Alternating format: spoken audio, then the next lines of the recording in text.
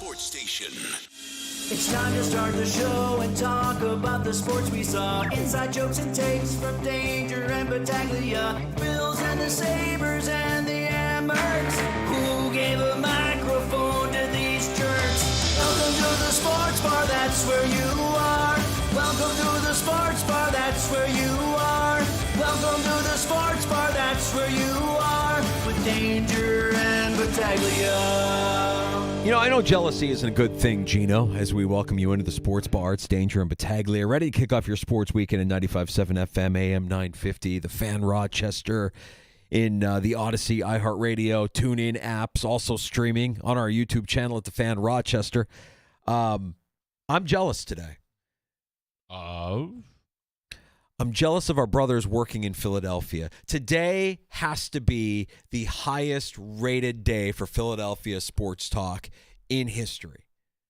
For the Phillies series to end the way that it ended, for the Eagles to look the way that they looked in a defeat to the Giants. Today in Philadelphia, I just imagine nothing but blame assessment, anger, vitriol, just no shortage of debating, no shortage of just anger, just straight up anger. Jealousy can be considered like envy. That is one of the 7 deadly sins. So, yeah, don't be jealous of somebody. Are you kidding me? Their fans, their misfortune. I said I almost feel sorry for Philly fans.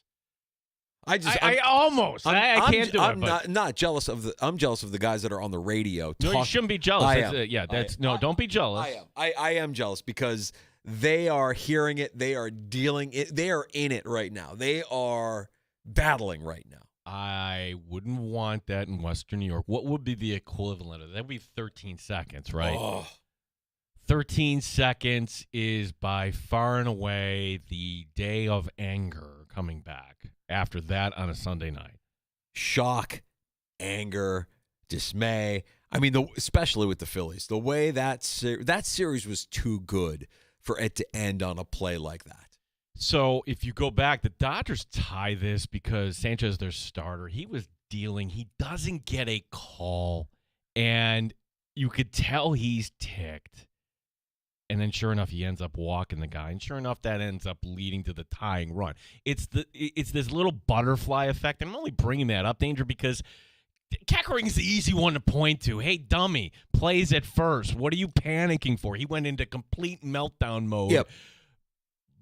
But if you're a Philly fan, as soon as I saw Keckering, you thought it's over. This guy coming in, you're out of options at this point. Right. So the longer that game went on, and like the Dodger bullpen isn't great, but beyond Strom and the guy you got from Minnesota, Duran, what do you have in Philadelphia? Well, that's the thing. And now, if you're the Phillies, you look at everything and you have to ask the question, was that our best chance? Is it over? Is this era over for the Phillies? I mean, this is not a young team. They paid a lot of money to a lot of players, guys that you thought were going to be more productive than they were, especially when you needed them most here in the postseason. No, they're fine because Wheeler will be back at some point. Nola, they have the pitching. They actually have a closer in Duran now. They will be there again.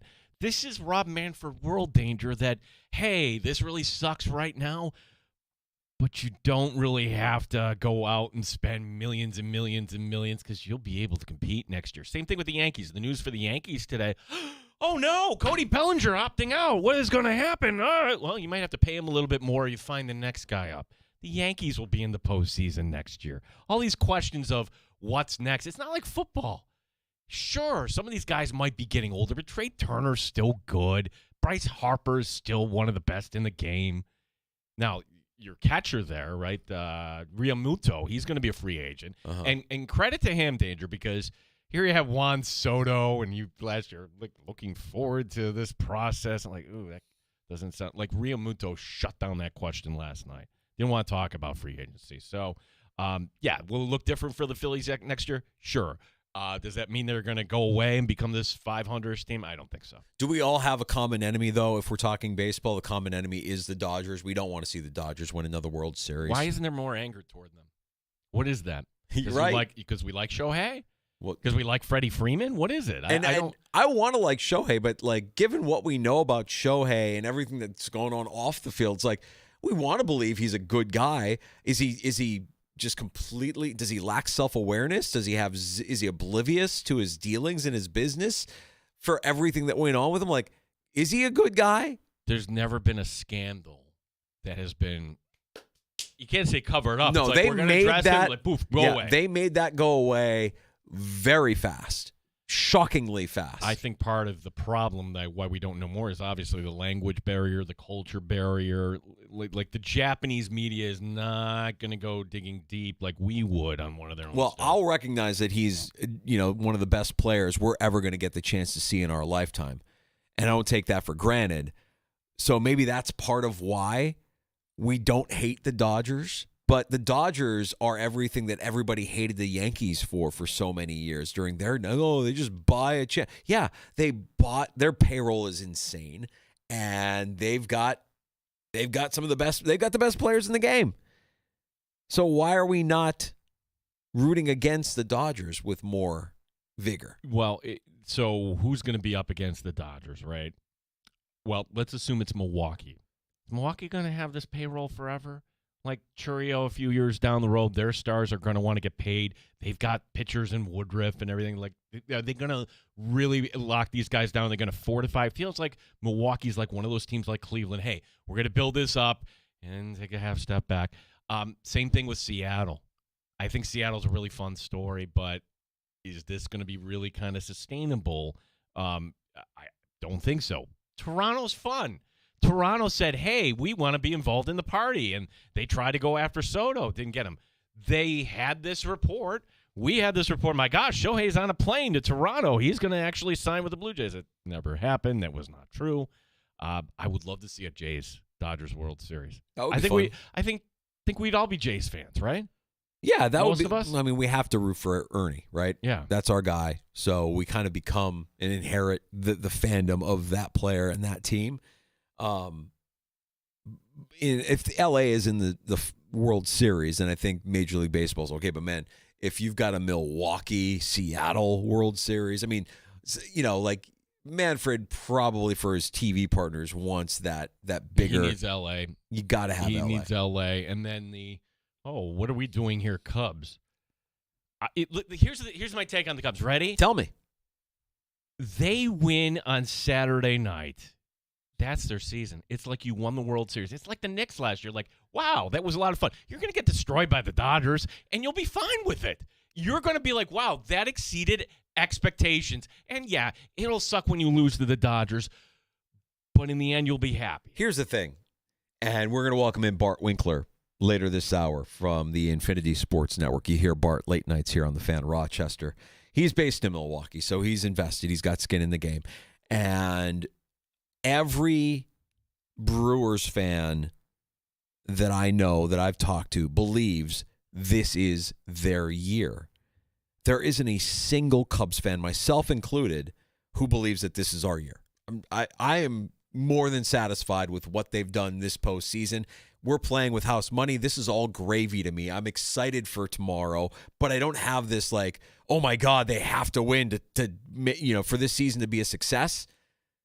It's different for the Brewers. I think the Brewers have some pressure on them in Game 5 at home in front of their fans against their old manager who just took 2 in Chicago from you.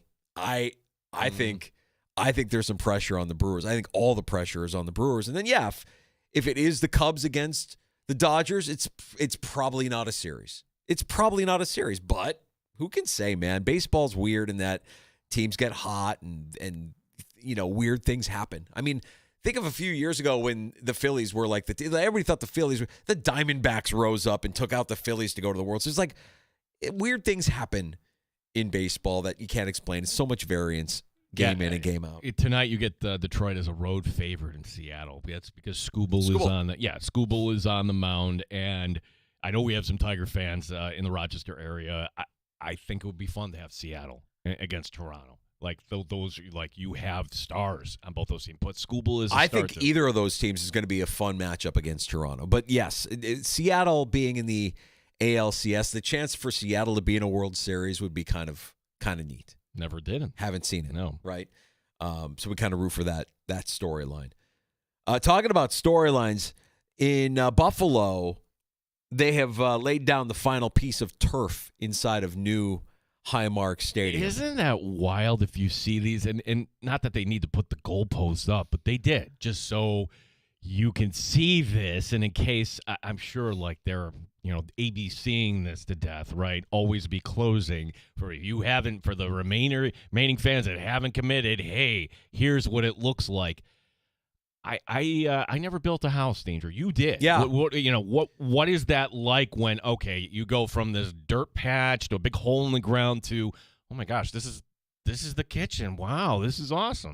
Yeah, you feel that, but you also recognize that the work has just begun.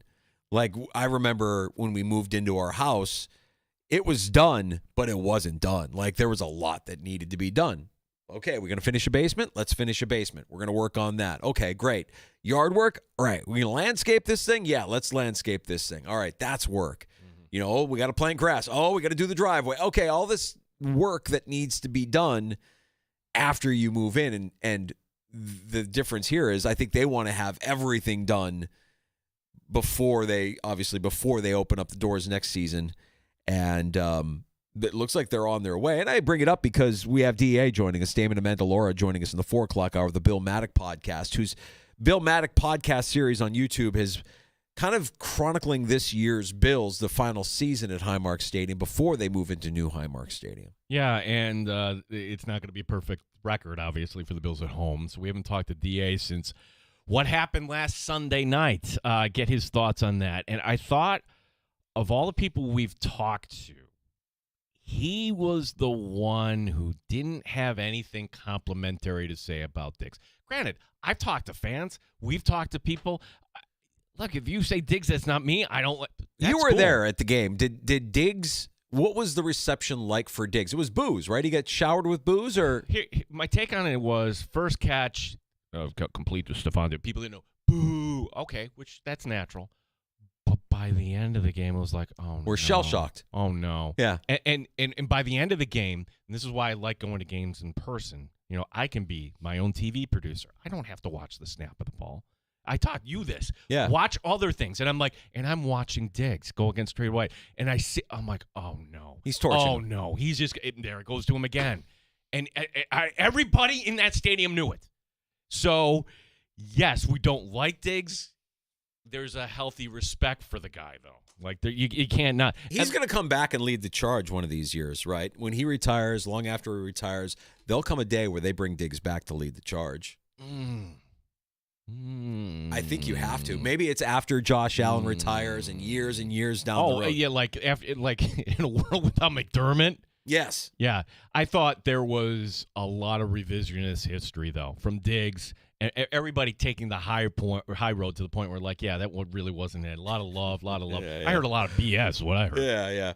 Yeah. Speaking of guys that are wide open, last night, the Eagles suffered their second straight loss in a divisional matchup in the Meadowlands against the New York Giants. And A.J. Brown, wide open on a touchdown pass, or wide open on a pass that was intercepted by the Giants that kind of turned the game on its head. We saw this week 1 of the preseason. At least I saw it week 1 of the preseason. The Giants with Jackson Dart are fun. He was fun against the Bills in the preseason. I'm not saying that he's good. I don't know yet how good he will be. But at minimum, you see a guy that's playing with confidence and swagger and teammates eating it up and buying into it. And then you have Scadaboo on top of it, who's a spark plug and just all energy all the time. I don't know that the Giants are good.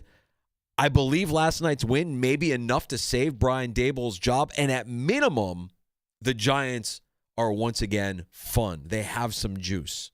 Yeah, for everybody here saying, ooh, okay, the Bills are 4-1, but we don't like this, we don't like that, we don't like. You have Josh Allen. They're a playoff team. Nothing's perfect in this league. what's going on with the Philadelphia quarterback right now? What's going on with the Eagles? You should not be losing back-to-back games like the way the Eagles have here. And again, it's only October. That's one of the storylines that come out of this game. There's another storyline, too, where Brian Daboll's in a little bit of hot water.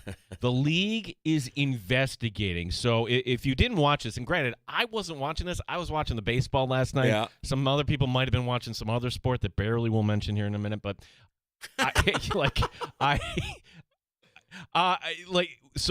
there's a part of the game where Jackson Dart needs to go into blue tent, and Russell Wilson comes in, and he is getting booed. And there's a critical play that's coming up, and credit to the Amazon producers because they realized let's kind of follow this storyline. And you see Daboll confronting the team doctor. And Daboll afterward was grilled by the New York media, and he took the high road saying, I have nothing but love for the doctors of the Giants. It wasn't that at all. Okay, that's a lie. Ding, ding, ding, ding, ding. Yeah. If there's a guy who's a head coach in this league that lets emotion get the best of him, It's Daboll. You could say the guy in Arizona for touching one of his players. No, but Daboll's a Daboll is hothead. the guy. Yeah, Daboll is a hothead. He's a hothead. And I don't know, man. I think every NFL coach probably views that concussion protocol as a freaking joke, right? They should take it seriously, but I don't know that any of them take it seriously. I think it's there. It's an annoyance or a nuisance. It's something they have to deal with, but it's something none of them want to deal with. Like, oh, are you kidding me? You're going to have to evaluate him now. Get out on the field. You're good. That still exists in the NFL, even though there's a protocol in place. So See, that word right there, who calls the protocol? Some genius in the NFL front office on Park Ave. Before all this happened, right? Protocol was something serious in Washington. When it came to our military or it came to diplomacy, we have this protocol. Like, it's a serious word. So literally somebody's looking through their thesaurus. Okay, concussion protocol. Yeah. Please. They've branded it really well. That's all it is. Did a great job branding it. That's all this is. Sounds very serious. It's basically like putting up the stop sign. Like, no, you are not allowed to talk. And like, you will listen to One Bills Live. Like, okay, so-and-so's going through the concussion protocol. Please. Just like let us know if he's cleared or not. Well, I would say that short of a guy getting dinged and then staggering to get to his feet, a lot of times, he hit his head on the turf. He was a helmet to helmet. Like, you can tell pretty quickly, us as viewers can tell pretty quickly, like, he's concussed. We probably shouldn't see him for the rest of the game.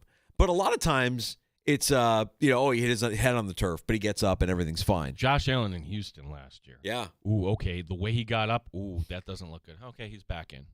Right. Okay. Right. We ignored the protocol, did we not? Yeah. We'll see what happens with Daboll there. But I think that win, and again, I don't know that they're good. I think they're fun.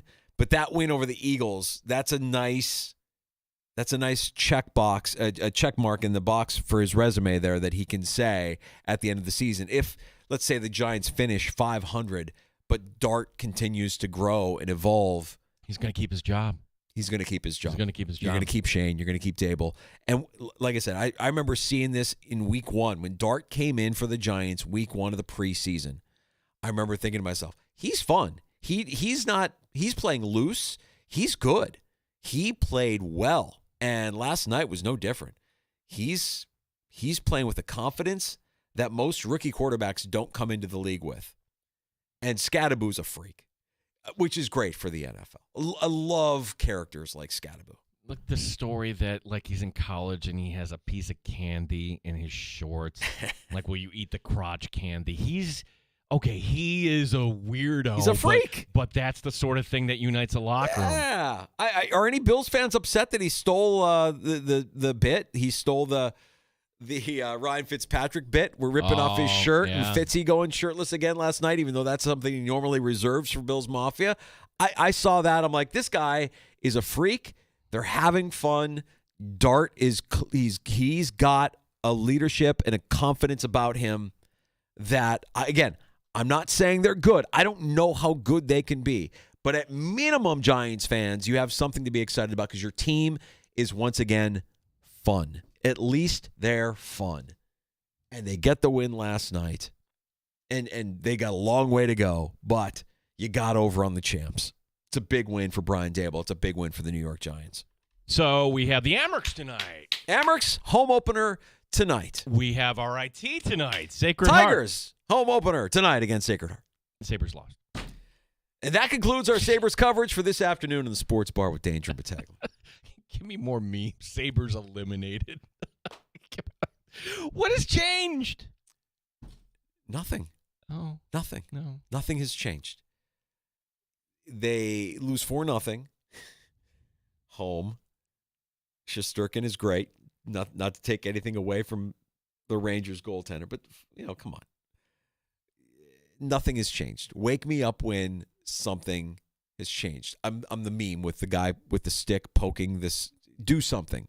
Do something. Yeah, so Norris now is hurt. Oh, awesome. Yeah, Benson's hurt. Like, Josh Dunn gets called up from the Amerks, so, he's gone up to Buffalo. Well, all right. Great, yeah. Sabres in Boston tomorrow night.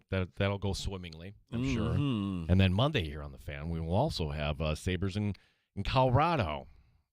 That'll be a 12:30 puck drop before the Buffalo Bills pregame show comes on. Mike Leone on tonight's opponent in Toronto, live from Blue Cross Arena. Their top six they don't have a lot of prospects, so their guys have played in the NHL 400 or 500 AHL games, and you look at ours, we have an 06 and those an 04 that Wally and Rosie, they're still really young. Our top six is really young, and they're going to be put in a position to produce. And now it's up to them to be consistent in their game because their role is different now. Mike Leone, Amerks head coach, on with us every Tuesday afternoon in the Sports Bar at 425. Amerks open their season tonight. You can hear every Amerks game, all of the action here on the Fan Rochester all season long, 7 o'clock for the puck drop. And Don Stevens, the legend, will be on the call. This is it. This is it. You got to take in all the Don you can here. The Don. Mm-hmm. We'll have the call tonight with Moss Brooks, 7:05, of course. 70 years of Amerks hockey. It's crazy. Don's been behind the mic for 40 years. Yeah. 40 years. Unreal run. And Don presenting the sweaters for the team captains. And Zach Metza getting the C. Good. No surprise. Yeah. Love Metter. All right, we got to get to Bart Winkler, Infinity Sports Network. You hear him late nights here on the Fan Rochester, one of our favorites, checking in from Milwaukee. Next on the Fan.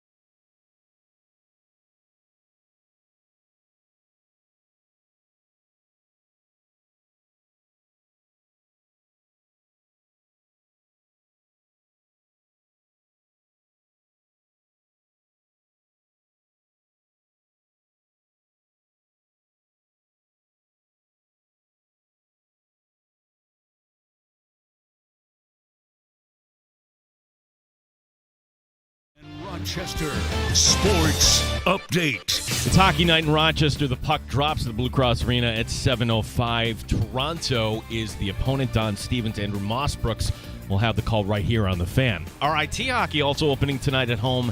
Sacred Heart is the opponent. Practice day for the Buffalo Bills as they get ready for Monday Night Football in Atlanta. Josh Allen on that Falcons D. Their safeties fly around, Watts and Bates, and I think they do a good job of really holding their shell, not really tipping off which way they're rolling down or if they're staying high. I think their front's doing a good job of flying around and rushing the quarterback. They've been forcing a couple turnovers and, getting the ball out. So, again, we're going to have our hands full. One game in baseball tonight, a deciding Game 5 between the Tigers and Mariners. Winner to face the Jays in the ALCS. Cubs and Brewers Game 5 is tomorrow night. Gene Battaglia, the sports leader, 95.7 FM and AM 950, The Fan, Rochester. Top Shelf Sports Talk. You're hanging out in the sports bar with Danger and Battaglia on the sports leader, 95.7 FM and AM 950, The Fan, Rochester. We now go to the suburb of Chicago known as Milwaukee to check in with Bart Winkler, Infinity Sports Radio. You hear him late nights here on The Fan. Bart, we've got a Game 5 tomorrow night. It's Brewers, it's Cubs. Every Cubs fan that I know, myself included, has never once said, this is our year. But every Brewers fan that I feel like I've talked to through the course of especially the second half of the season believes this is the year for the Brewers. So going into Game 5 tomorrow, is all the pressure on Milwaukee at home to close out these Cubs? You think so? I just got to let the suburb comment go? Well, what the hell are we doing here? Well, this is how I'm getting introduced? With respect, of course. Okay, first of all, it's never the Brewers' year. So anyone who told you that is an idiot. I don't think I've convinced myself.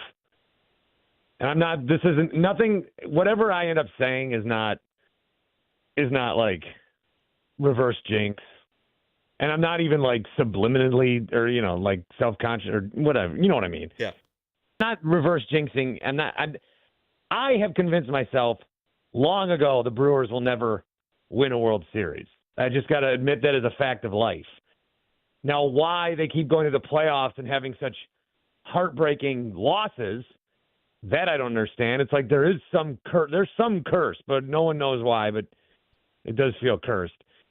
This year, even the most downtrodden or unhopeful Brewers fans, the team, it did feel different. It felt different. It's feeling different. It felt different Game 1. Yep. You go down right away, and how are you going to come back? Even Game 2, you go down right away. Oh, we know we'll come back. Last night felt normal. Last night felt like, oh, okay, 3-0 lead right away. All right. Wrigley's chanting Freddie for Freddie Peralta. Brilliant. Okay.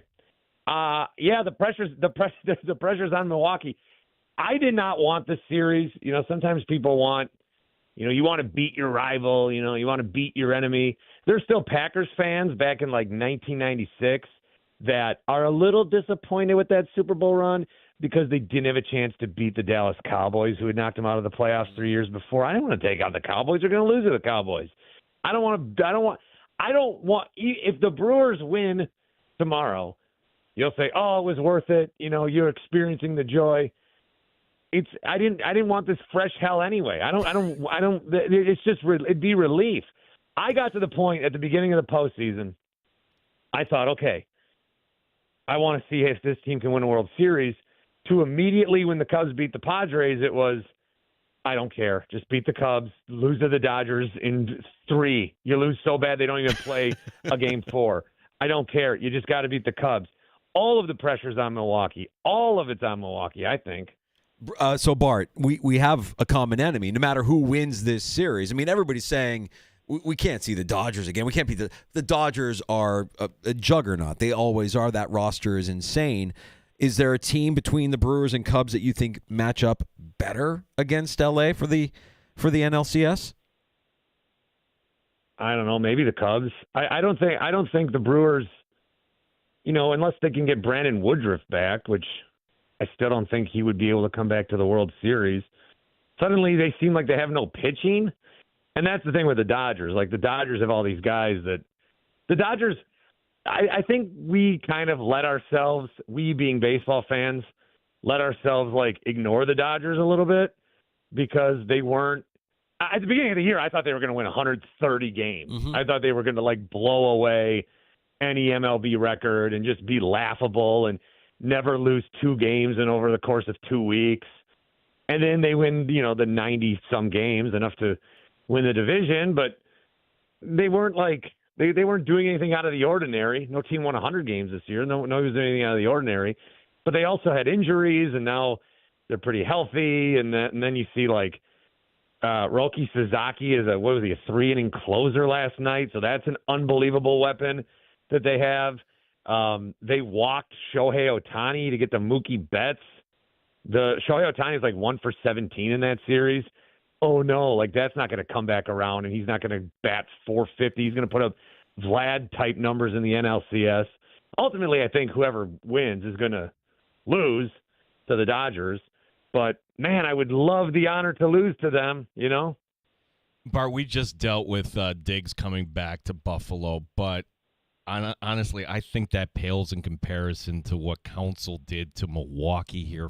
You've talked about this on your show. We've talked about it in years past, but where is the Brewers, where's the Milwaukee community at right now with Council? Because Saturday night, I'm just hoping for you, and I'm pulling for you and everybody else, because you can't let that guy come back and let that happen this Saturday night.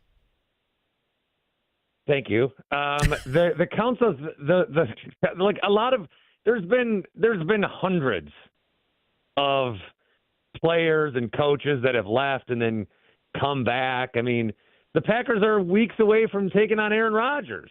I mean, there's been hundreds of times where this has happened. The Council one, I do feel like, is another layer up for 2 reasons. The first one is that he is from here. I could probably, it would take me probably 10 minutes to drive to his old house right now. How long of a walk is that? I can walk to his house today where he grew up. And I do not live that far from where he grew up. And he talked about how he was born a Brewer. And one of the things, that was their big campaign when he first took over. I'm born a Brewer. I'm just like you. But that's why you could connect with him, is when you're in those seats, he's been in those seats. And he has. He grew up in the ballpark. He grew up, his dad worked in the front office for a while. There's plenty of pictures of him. He got it. Being a Brewers fan, and every fan base has their own unique things, but being a Brewers fan is oh, I'm signing up for torture. Okay. It's like when I picked a hockey team and decided to like the Sabres. That was a wise decision. Yeah. And then I saw their odds were getting better to win the Stanley Cup. I'm like, okay. And then, 4-0 loss to start the season. Yeah, nice. Fantastic. So that's different. And then the other difference is, if you're going to leave, because he took a lot of money, and sometimes people leave. Sometimes people change. Sometimes you're that's fine. There's no level of honesty. I was burned out here. I wanted something else. This is my only shot, and I've been eating the same meal every day, and I'll always love Milwaukee, but I just wanted something different. He went to Chicago and pretended like none of that ever happened in Milwaukee. None of it ever existed. I still remember the first day he had his press conference in Chicago. It's a 90-minute drive down there, so a bunch of Milwaukee media and TV stations showed up, and he was surprised they were there. What are you talking about? What are you talking about? And he just, I don't know. I don't know what I want from him. Do I want him to play into it more? Do I want him to? Whatever he's doing, every step he's taken has been the step to make me the most mad about the situation. In the same spirit, you had a Green Bay Packer returning to the team that drafted him a couple of weeks ago in Dallas. And for as good as the Packers looked week 1 in beating Detroit, and for all the hype around the Packers when they made that trade with Dallas to get Micah Parsons, through 4 games, Bart, how would you evaluate the Packers here? They got a very winnable game coming up on Sunday against the Bengals and Joe Flacco. Oh, so as mad as I am about the Cubs manager, that might pale in comparison to how mad I am about the Packers coach. This guy, I can't stand it with this guy. Matt LaFleur, I don't know what he was thinking in that Dallas game, almost playing for the tie. They were afraid of Myles Garrett when they played the Browns. And then they were that level of fear for Brandon Aubrey, the kicker for the Cowboys. They didn't want to give the kicker a chance. And then you saw the Rams lose in overtime a few days later to the 49ers, which sucks because they played it the right way. They tried to win and they lost. LaFleur tried not to lose and he tied. So we all know there's going to be like a half-game tiebreaker where the Packers will get in over the Rams because Matt LaFleur was an idiot and played not to whatever. So I think any issue, like big-term issue with the Packers, is they have a coach that I still think is not good at pressure moments. The way you saw that Phillies game ended, where he threw it to home plate instead of first because he just panicked in the moment. Yeah, okay, imagine if you have an NFL coach who always has that personality. Like that's his level of panic all the time. Also, I think a big issue with how this offense is run is Jordan Love is not Aaron Rodgers. All right, and it's just, he follows him, so of course there's going to be comparisons. That's fine. That's going to happen. Fans, I think, need to adjust because Jordan Love is good, but you can't compare every throw he makes to a 4-time MVP. That's a fan problem. I think Matt LaFleur also has that problem because he got 4 years of Rodgers. He got 2 of the MVP years. And I think, he must have gotten so used to coaching a guy that can just do anything at any time and never threw interceptions that I don't think he trusts Jordan Love as much as he should. So I think LaFleur is kind of holding – I think LaFleur is holding many parts of this team back. I do expect him to beat the Bengals, even though they're facing the only quarterback that's beaten them this year, Joe Flacco. But I don't know. I'm sure it'll be some level of – although if the Brewers lose Saturday, I don't even care. They can lose by 100. I don't care. Bart Winkler, who you hear late nights here, 11 Eastern on the Infinity Sports Network. My show was so bad last night. I was watching that. I couldn't even control myself. This is a terrible show. I'll do better tonight. Bart, we're looking for somebody maybe in the AFC to step up for the Bills. I mean, maybe that's Kansas City, but you mentioned Aaron Rodgers. They're going to go 4-1 now. They get the Browns this week. Brilliant on the Browns not to take their bye after going overseas. So if the Steelers are 4-1, are Packer fans hate watching Aaron Rodgers still? Are we over it? Your thoughts on what you're seeing in there in Pittsburgh? I think that's a good question. I think for me personally, you're not going to hear me say really anything nice about the Broncos, Colts, or Steelers all year.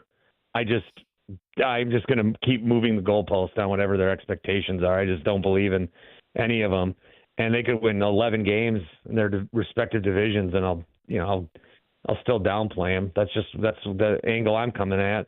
With Rodgers, no, I don't. I still expect it to kind of crash. Maybe I still don't expect him to.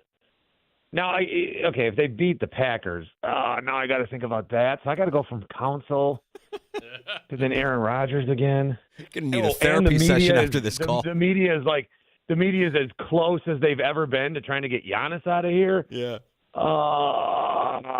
I think Packers fans have, for the most part, moved on because Jordan Love's good. They did the right thing. More of my concern is with the coach. As I mentioned, but I don't think even if Rodgers throws for 3 touchdowns, you see how he's throwing these touchdowns? They're all like designed play action plays. You're not doing a lot of work. There was a nice one to DK Metcalf I got a couple of weeks ago, but yeah, he can still zip it. Nobody thinks he can't do that. I just don't know how much he can move, and he is going to get sacked a bunch. So I do expect things. I'm not saying that it's a layup for the Steelers this weekend. Even I wouldn't be so sure that they're going to be 4-1. Interesting. Bart, you mentioned the Steelers, you mentioned the Broncos, you mentioned the Colts. Those are 3 teams you're going to continue to kind of move the goalposts on. We saw a team on Monday night surprise the Chiefs, and I don't even know if it's a surprise, but what are your thoughts on Jacksonville given that they're at 4-1 as well. Well, they were my South pick. I like them in the South. I think the Texans have been playing better than their record indicates, and maybe that will turn their season around. I like Jacksonville. I think Liam Cohen's doing a great job. I want Trevor Lawrence. I talk about these teams, but typically I want all these quarterbacks to do good. I want Trevor Lawrence to do good. I want him to do well. I want them to have success. It was fun to see. First of all, it was fun to see the Chiefs in prime time and somehow on the road. I don't know how that happened, but that was nice to see.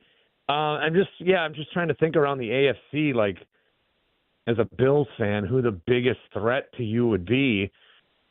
And a lot of these teams so far have their flaws. I think the Chiefs are probably still going to be the Chiefs, but their schedule is hard. And they have a lot being asked of them, too. They have a lot of primetime games. They play on Thanksgiving. Then they got to play on Christmas as well. So they're going to have to really get through it. I think they do beat Detroit. I think the Chiefs are going to be a team that they're 2-3, but they're never 2-4. Oh, they're 4-5. Are you going to be worried? But it's not going to and then they'll end up 10-7 or something at worst. So I don't think that things are really going to go off the rails for them. And then they'll kind of be the Dodgers.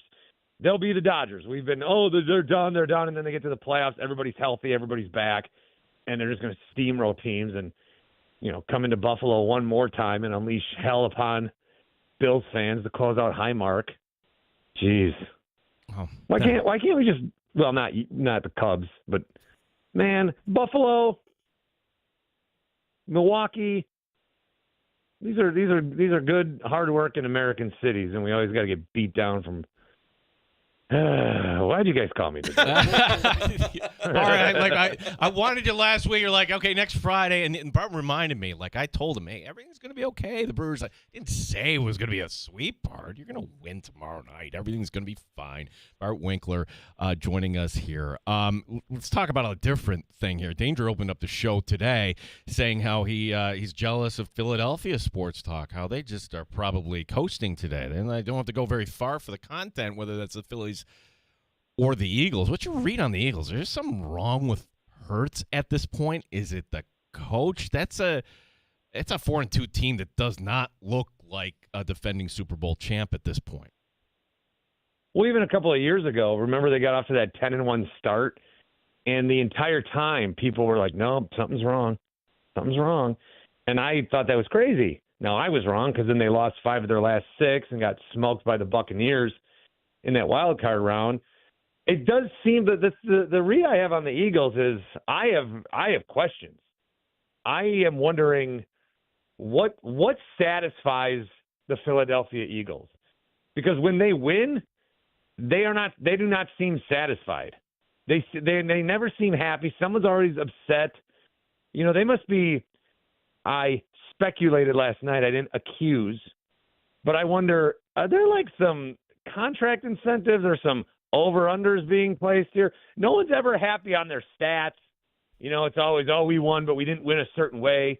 Or we have these goals we have to achieve in the win. Sometimes if you play Madden, you get more stars if you rush for 250 yards and you have a touchdown. And but they just never, they win games and they never seem happy or satisfied when they win.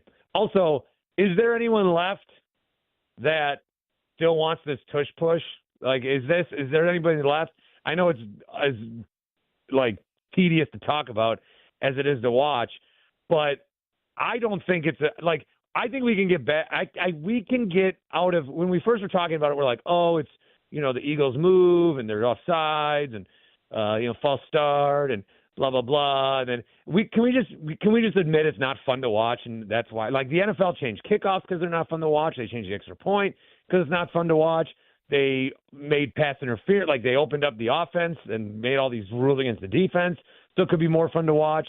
The NFL is an entertainment product, and they're trying to make it more fun to watch, and yet this play exists. I think that we can all agree it needs to go. Yeah, we spent a lot of time in the offseason talking about that because Sean McDermott became the mouthpiece against the tush push. I don't even know who got to him, but somebody got to him, and when he was asked about player safety, which there's no evidence that that's an unsafe play.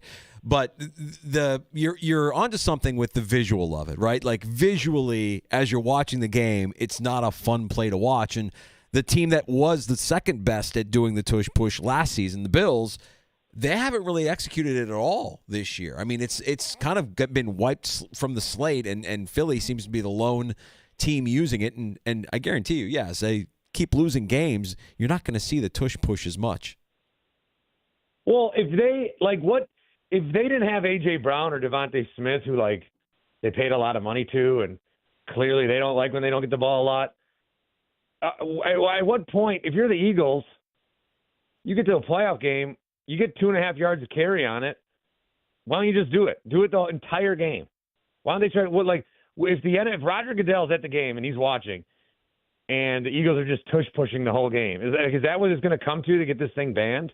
If I was the Eagles, I would do it. I would be like, okay, we're going to do this. We know what's going away. I think the series in the NFC Championship game is what sparked the debate through the offseason, because there was however many plays, 4 or 5 consecutive plays where you had the Washington defender jumping offside. That's just not good for the product. Well, no, and then that completely, I think, eradicated the counter argument, which was, if you don't like it, try to stop it.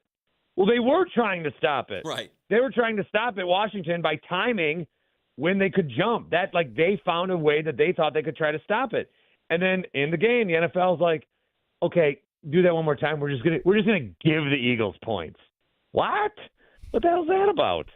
So yeah, I don't unless you're an Eagles fan. But even if you're an Eagles fan, you don't like this. It'd be like, if your team bunted every time and got on base. I don't know. At some point, you just be like, this sucks. We know it sucks. It sucks. You can admit it sucks. Bart, at least these passions you have, these feelings for LaFleur and for the Brewers. You're a Sabre fan. We're just dead inside with the Sabres. I wish I could get upset about the Sabres at this point. There's just nothing. So just know it can get much, much worse for your teams. Is there even playoff hope? I mean, is that drought ending anytime? No, not this year. No. Alex Lyon is the goaltender. Who's he? 2 years, $3 million. How many teams has Jack Eichel been on and been an MVP for now? I mean, Jesus, what is going on with this guy? Yeah. I thought he was going to be the future. Couldn't make it work. But yeah, Gene gives you a go. I mean, if you don't need therapy after this call, Bart, you just need to remember that your teams could be as bad as the Sabres are year in and year out. You've got a lot to be happy for. No, I think I do need I do talk to someone every couple of weeks. I think it's healthy, but I kind of need someone to talk about with my sessions with her. I think she's tired of hearing from me. Can you believe that? Could you believe anyone's tired of hearing from me? Are you on again tonight, Bart? What time? 10 o'clock Eastern. It's a Friday. You know what? I'm not even going to phone it in tonight. I'm going to give you my all because last night's show was so terrible. I love it. I'll have a good show tonight. So we'll have Amerks Hockey tonight on the Fan. Bart Winkler right afterwards. We encourage you to check him out. Bart Winkler joining us from the Infinity Sports Network. It's great having you on, buddy. And if you come around this way for a Sabres game, don't be a stranger. We'll see what kind of shape I'm in after Saturday. Bart, you could have wrapped this up and said Rochester's a suburb of Buffalo. That would have gotten under my skin personally. I told Danger, don't do it. Don't do it. Don't do it. I don't want our guests hanging up here. But I'm a nice person. I'm a nice person, and I like traveling the country, and every city is its own great, unique town, and I would never do that. Okay? Appreciate the Except time, for Houston. That place sucks. Take care, man. Be good. See you guys. There's Thanks, Bart Winkler. Hear him tonight after Amerks Hockey on the Fan. So dry. I love his show. Yeah. I love it. Yeah. If Bart wasn't in sports talk radio, he could be a sitcom character. Yeah. He's observations. He's like he could be on Seinfeld. He could be like Jerry's neighbor. He's not Kramer. He's not a weirdo like Kramer, but he's a sitcom character. He's unbelievable. No, but the thing about our industry, so many shows kind of, sort of sound the same, right? The first time I heard his show, I'm like, whoa, this is a little different. Just sounds like, hey, this is a guy that was drinking up in the stands, and now he's going to He's a offer you his fan. thoughts. He's an absolute fan. And isn't that what we're here for?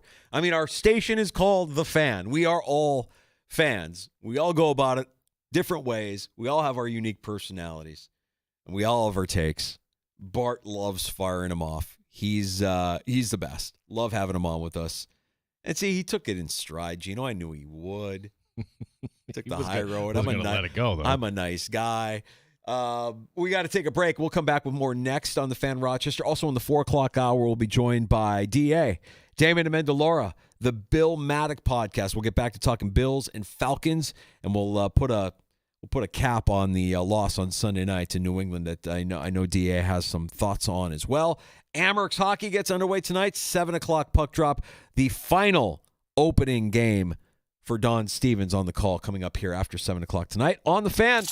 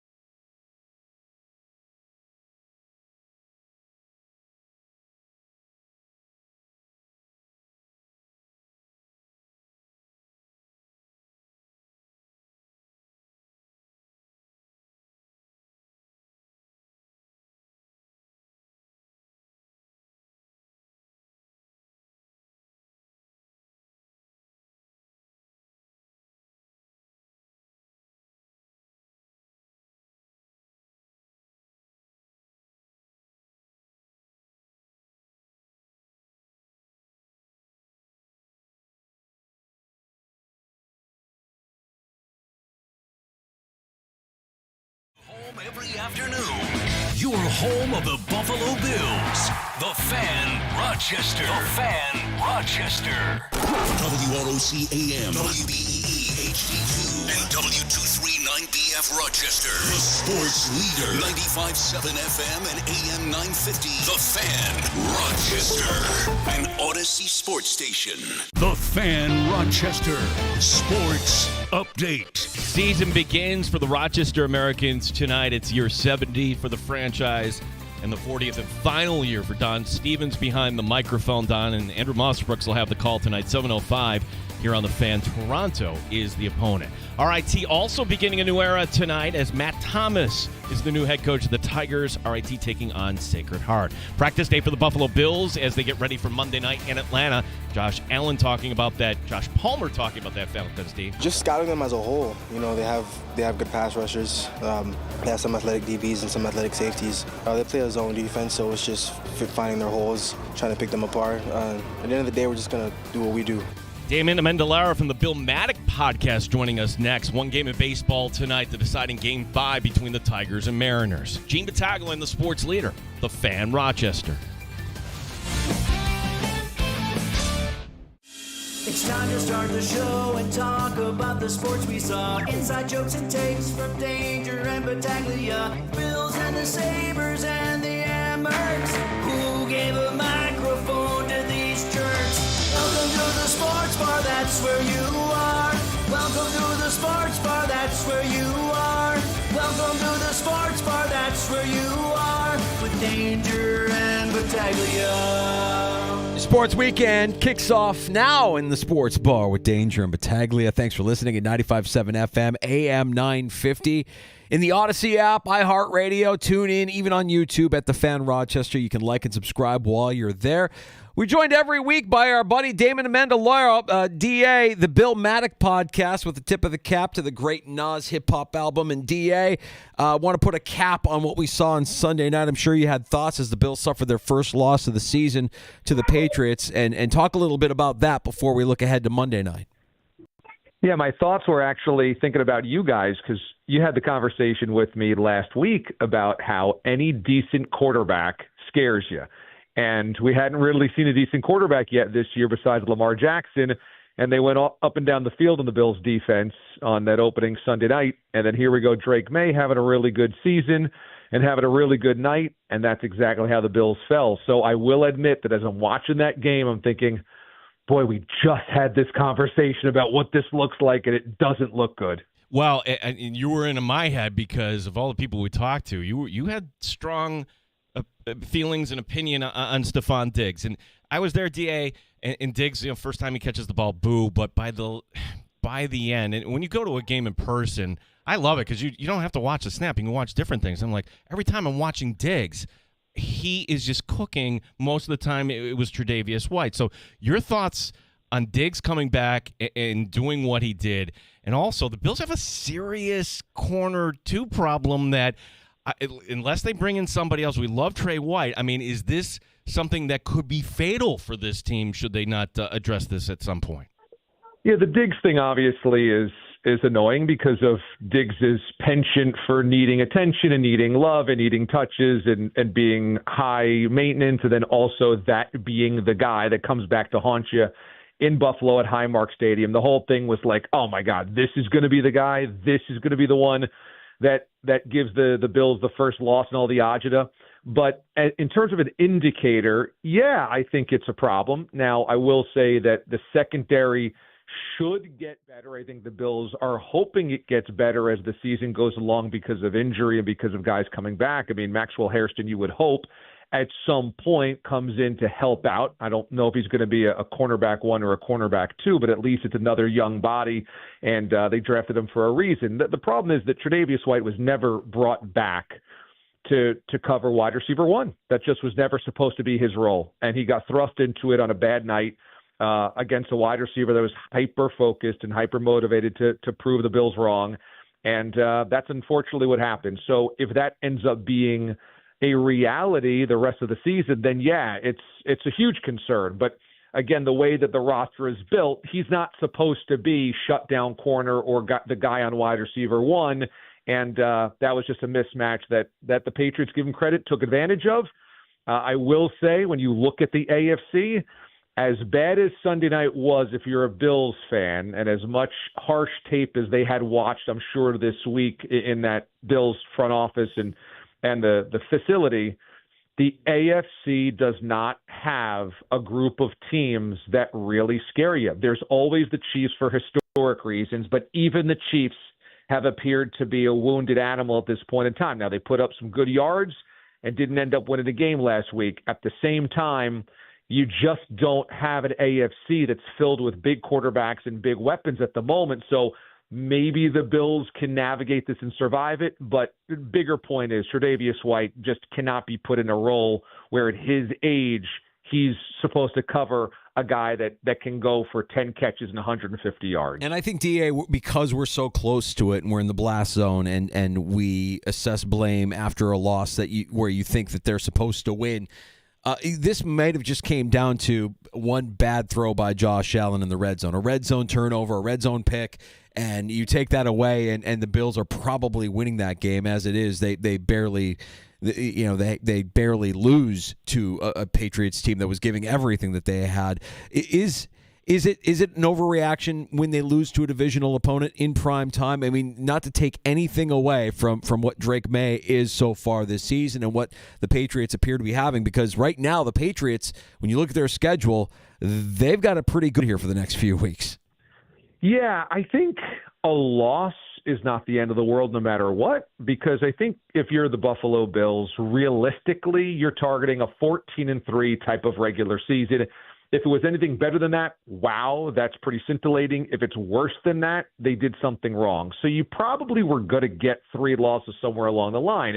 If the Patriots are an improved team and you have a well-coached squad now in New England, which they haven't had recently, and you have an ascending quarterback, it's not the worst loss in the world.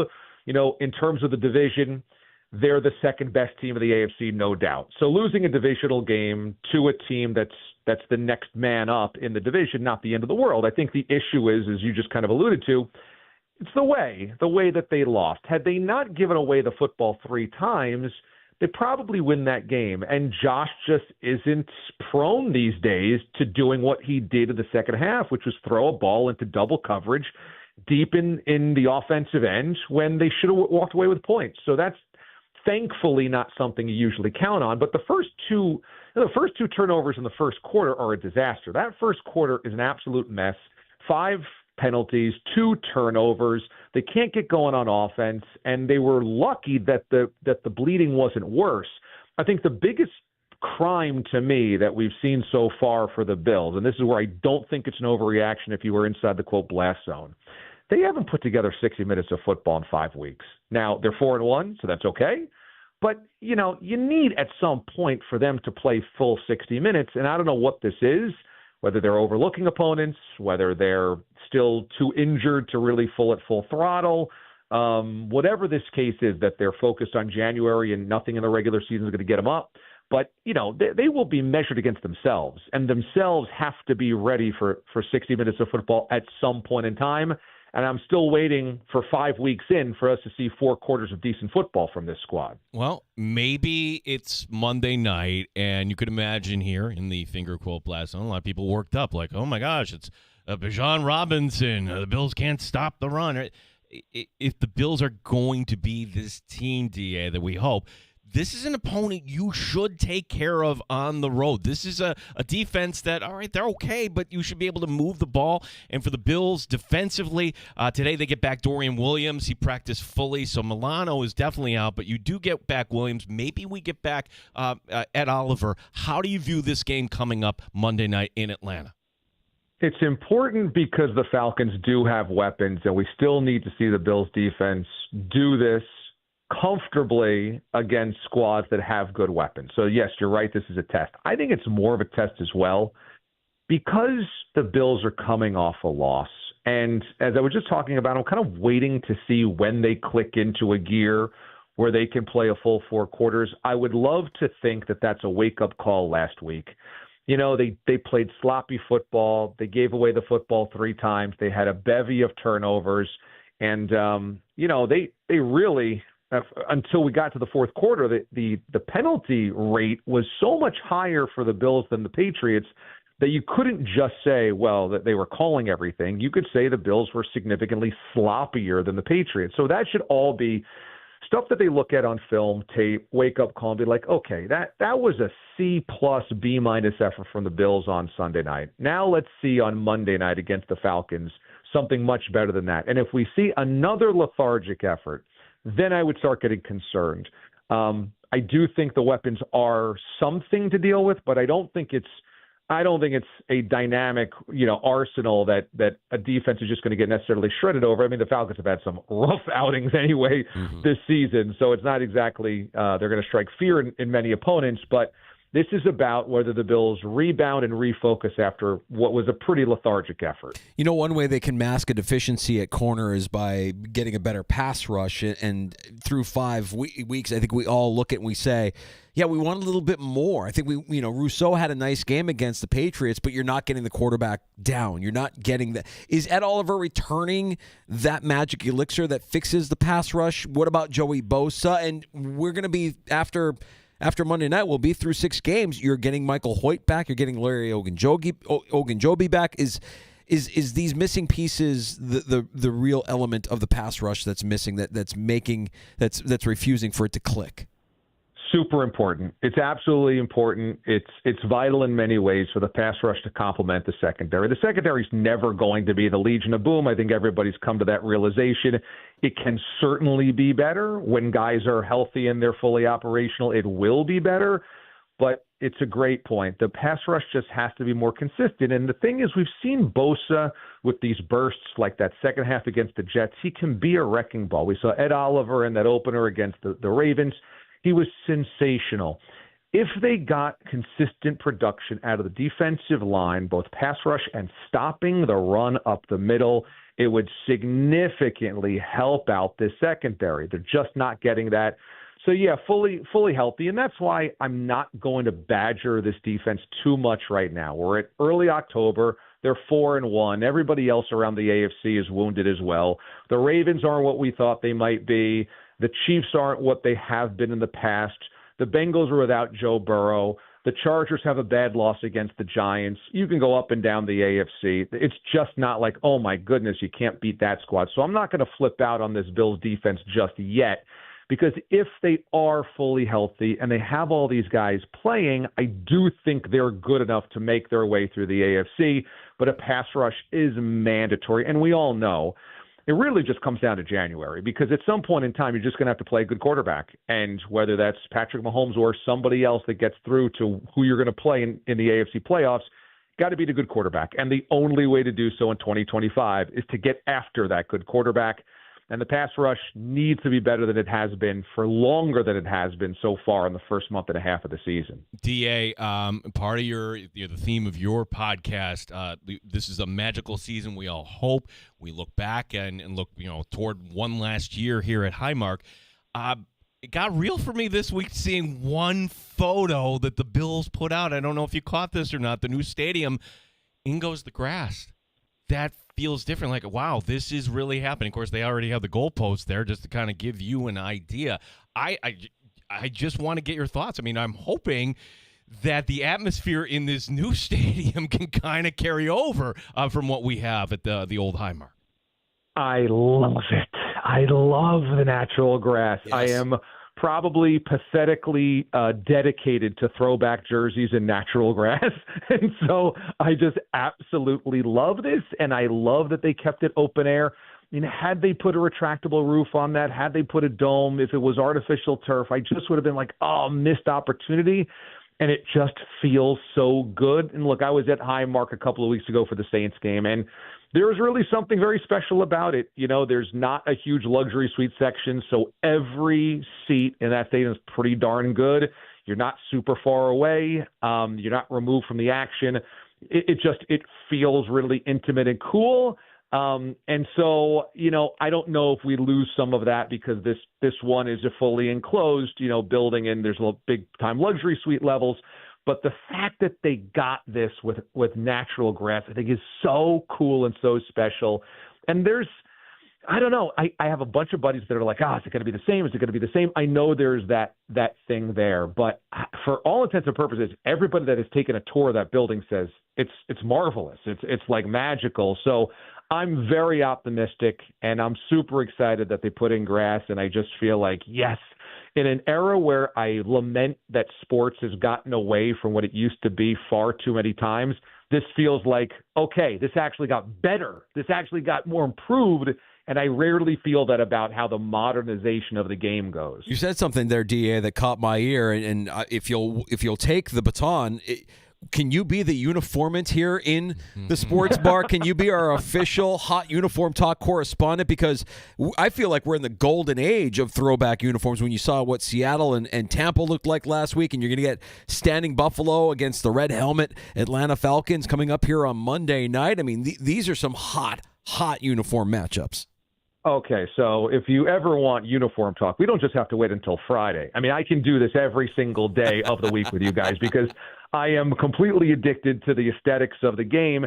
And what you've seen, thankfully, is the uniform industry and these teams and these board members that I just think are so stupid, these marketing teams in Nike or Reebok or Adidas or whatever, that are telling teams, oh, no, this is cool, this is cool, this is cool, and teams were just kind of going along for the ride. So you had all these stupid color rush uniforms and the things with the piping along the collars and the what I call the Count Chocula collars of about 15 years ago, which was all just so ugly. And now, because of social media and people's nostalgia, they get such a big pop out of playing the throwbacks that now the teams are leaning into it. So when you get these 76 Buccaneers uniforms, they are actually better than the creamsicles because all whites and the orange numerals and letters are so sleek and beautiful. You have the Seahawks against the Buccaneers. Yeah, that throwback looks amazing.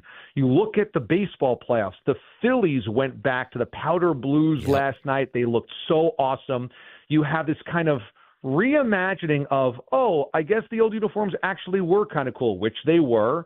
And my default is more than likely the best uniforms of your organization's history was 1987. It's usually by and large a good rule of thumb. Now, I will say I actually like the Bills' current uniforms better than the ones in 87, but by and large, it's a good rule of thumb, and we're seeing a lot of that today. So, yes, the golden age of throwbacks are here, and thankfully these boardrooms get out of the way of true fan taste, and we're seeing it on the field. DA, can I get a ruling on the rivalry uniform for the Buffalo Bills? And my take on it is, hey, I think it looked better in person. I don't know if it printed well on television. You're talking about the Frost Ice uniforms on Sunday night? Those ones, yes. Yeah, I was okay with them. I generally like white on white. I think that works. And, monochrome uniforms I don't like in general unless it's all black, like when the Ravens wear the all black, the Jaguars wear the all black because there's black in those uniforms. These I thought worked because they're white on white on white, and it looked pretty crisp. I will say the Bills uniforms are really good as is when they go white, white, white, because the blue buffalo with the charging buffalo red stripe, that pops. And I thought that the silver was okay, but it kind of was dull. It all blended into one another. So for like a one-off, it's fine. But I think the Bills' white, white, whites as is are actually a better uniform than those. All right, DA, tell everybody about Bill Maddock and where we can check out your work here this weekend. Yeah, I'll be on right after the game on Monday night, and we're doing the Bill Maddock podcast post-game after every single one of these games, and that's on YouTube, on X, and on Instagram Live, so you can follow me on any of those platforms at Damon Amendo. But also on Sunday nights, I go live on YouTube as well to recap the entire day of football. We always have a live guest from somebody covering one of the games out there, or a former player, or a former coach. So always pretty cool. So if you're kind of sitting around watching football on Sunday, tune me in on YouTube and watch it live there. Also on X and on Instagram Live. Make sure you're subscribed, and that way you'll get notified when we go live on Sunday nights to recap Sundays and also after every Bills game. DA, appreciate the time as always. Thanks so much, bud. You got it, buddy. Thanks so much. There he is, Damon Amendolara. The Bill Maddock podcast, worth your time after the Bills game on Monday night. Now, I already made my prediction. I'll have my thoughts coming up on the game. I realized, wait a second, I haven't made my pick. with the game being on Monday, it feels like this is not Sunday, but we're not going to have an opportunity on Monday. No, the Bills network, they start at 3 o'clock on Monday, so we're getting preempted on Monday. So I will give you my thoughts on this game because this is one where this is legitimately dangerous. I think the first game since the Baltimore game where you could go one way or the other. Now, for the record, and you don't care I was right, I told you the Bills would lose to the Patriots. I was the only one. All right, are the Bills going to make it 2 in a row here? Are they going to screw this up too? All right, we'll get Gino's thoughts. I'll share my prediction if you missed it from this morning.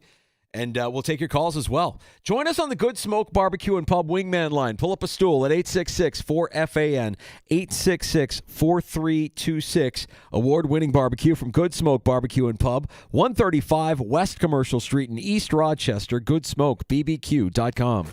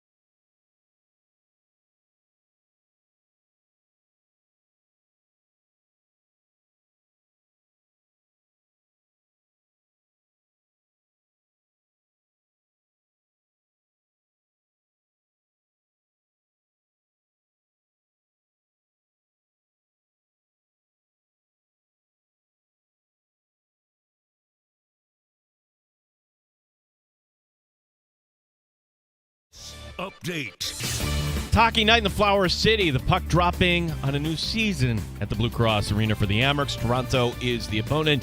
Don Stevens, one last time, a season opener for Don. We'll have the coverage beginning at 7 here on The Fan. RIT also opening the season tonight at home. Sacred Heart is the opponent. Practice day for the Buffalo Bills. Dorian Williams, a full participant.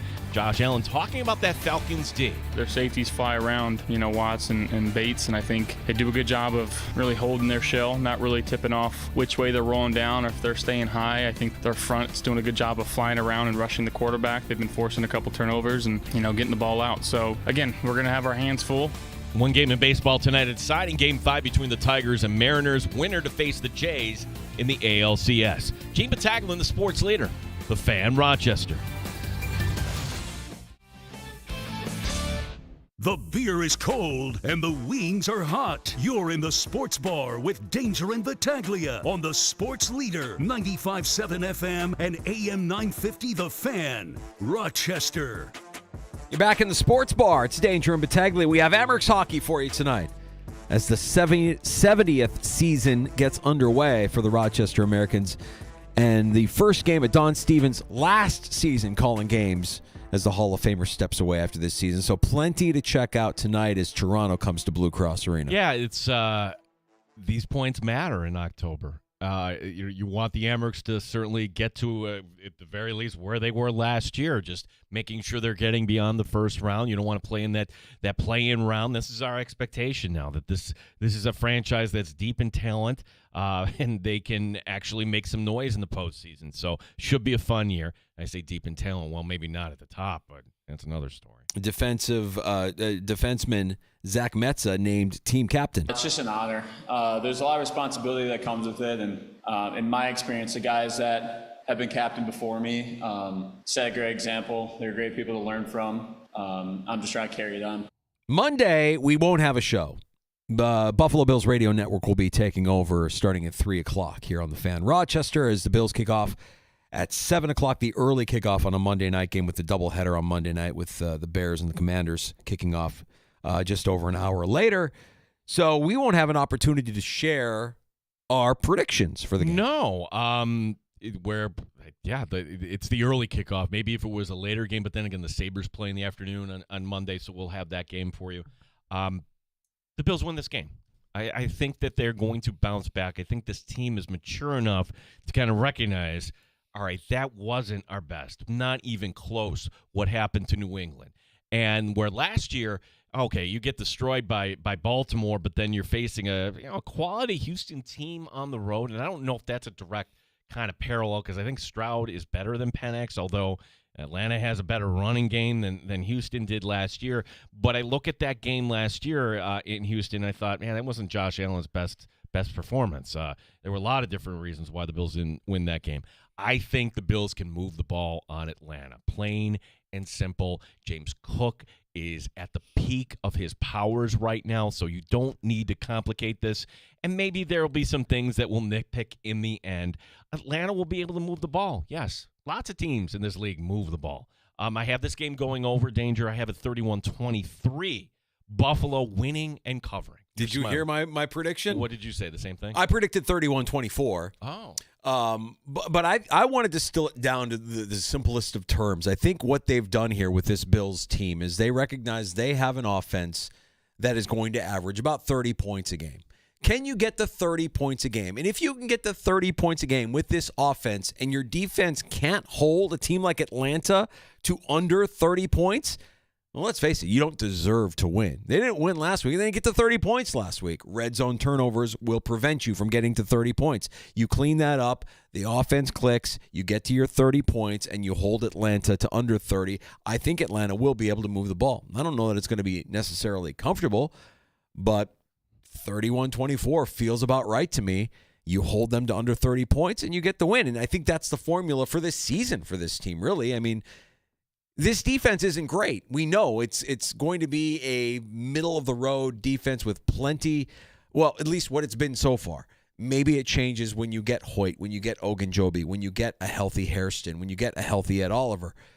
That we still haven't seen that yet. But for now, can you hold a team to under 30 points? do they need Ed Oliver in the lineup? Again, limited today, and they're going to play is he playing or not? And I'm going to guess they err on the side of caution. This is how they normally do things. You give him the extra week on the back end. Dorian Williams, I think you need him out there. I think okay, that would be a good thing. And can Terrell Bernard actually show up in this game? Bernard has had a spotty year. Taron Johnson has had a spotty year. We don't talk as much about those guys because, well, there are bigger issues on defense, namely Tre'Davious White and Taylor Rapp and Cole Bishop, who, although he's come around certainly after that Saints game.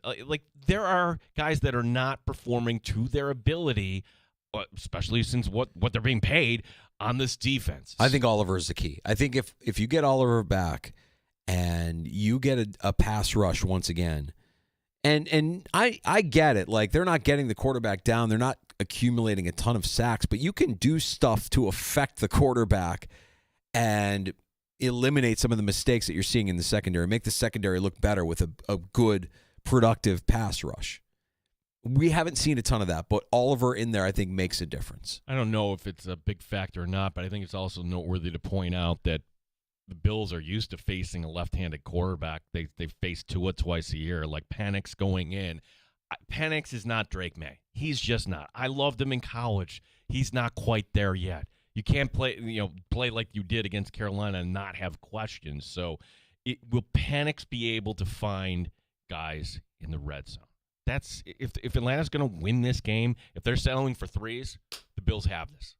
Yeah, we haven't mentioned Bijan, and that's the one that makes me nervous. No, well, it's not to be nervous about because he's going to get his yards. He's going to score touchdowns. He's getting his yards or scoring on a big play. If it looks like Derrick Henry week 1 with Bijan Robinson, then I have concerns because big chunk plays like that, you just can't see them. You can't have them. The Bills' defense, Sean McDermott's defense, has always eliminated the big plays. It just hasn't been a thing.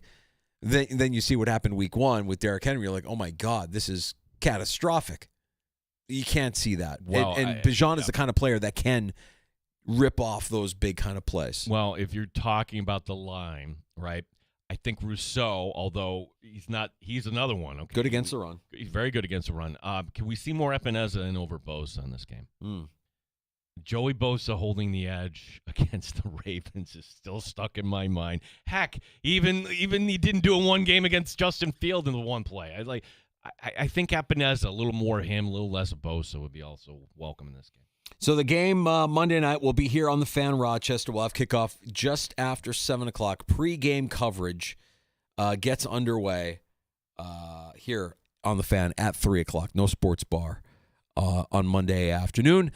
Bills safety Cole Bishop on facing the Atlanta Falcons. Yeah, it should be good. I got a bunch of family and friends coming, but, trying to keep the main thing, just playing ball. How far away from Atlanta did you grow up? Kind of like an hour-ish, give or take, 15 minutes. Did your family watch a lot of Falcons football growing up?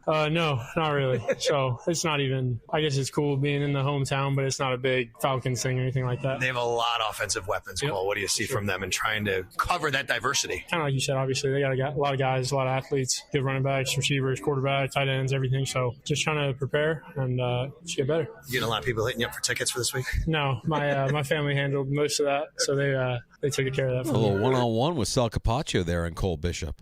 Yeah, Cole Bishop, originally from Massachusetts, but never a fan of the Red Sox or the Patriots or anything like that. Another guy that I thought about, and you mentioned him, peak James Cook. He's at the height of his powers right now, and he's going back to Atlanta. He played ball in Georgia. Does this mean something for James Cook on Monday night? What's it like to be going back to that facility? It's good, going to bring back memories, or whatever the case may be. But, it's going to be good, playing where I played at in college and, had some memories in that building. So, I'm willing to keep continuing. Obviously, you're also from the Southeast. You got a lot of family friends been hitting you up to kind of meet up or go to the game, get tickets, things like that? Of course. Yeah, you know how that go. Yeah. Yeah. Obviously, last week, you guys still ran the ball better than most teams did against the Patriots, but not up to your standard, maybe numbers-wise, as a team. How do you guys get back to making sure you do that this week? Just get back on schedule, just get back to playing our football, and, we're going to get back on track. Yeah, the soft-spoken James Cook. Jimbo. Funny talking to DA, and there are a lot of different personnel things. But one of them is Ray Davis at this point. Ray Davis does not look like the running back that was coming in and running between the tackles and seeing that hole, making one cut. That's all you need him for. Like, Ray Davis last year was a much better version of what the Bills had 5 years previously in Frank Gore. Like, okay, that's the nice change-up. I don't know how the Bills go about getting Ray Davis back to where he was. And I don't know if this is the week when you're looking to just make sure you win this game and James Cook has run the ball so well. I'm really not that worried about Ray Davis. I know that he hasn't looked like Ray Davis last year, but they aren't using him like they used him last year. Okay, so do you worry then about 300 touches for James Cook when he hasn't come close to that? I don't worry about it, and here's why. I think the Bills recognize the investment that they made in their star running back. And I think for them to see value on that investment, James Cook is going to get his. He's going to get his carries. He's going to get his touchdowns. He's going to get his yards. He's going to get all of the accolades and a lot of the he's going to get a lot of the shine when the Bills offense looks the way it looks. It won't be Ray Davis. It will be James Cook because that's who they invested in. And even Ray Davis would be the first to admit he's not James Cook. James Cook is a special breed of athlete. He's a special breed of runner that Ray Davis just isn't. And if they need to lean on Ray Davis, I guess my confidence would come from the offensive line in front of Ray Davis and making Ray Davis look better than he actually is.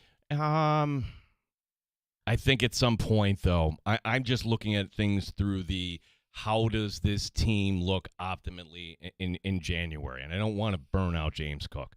I don't want to get to a point where, man, they ran him into the ground and you're hoping for something else at this point. Our phone number, 866-4FAN, 866-4326, if you have a prediction on the game. Peter joining us. Hey, Peter.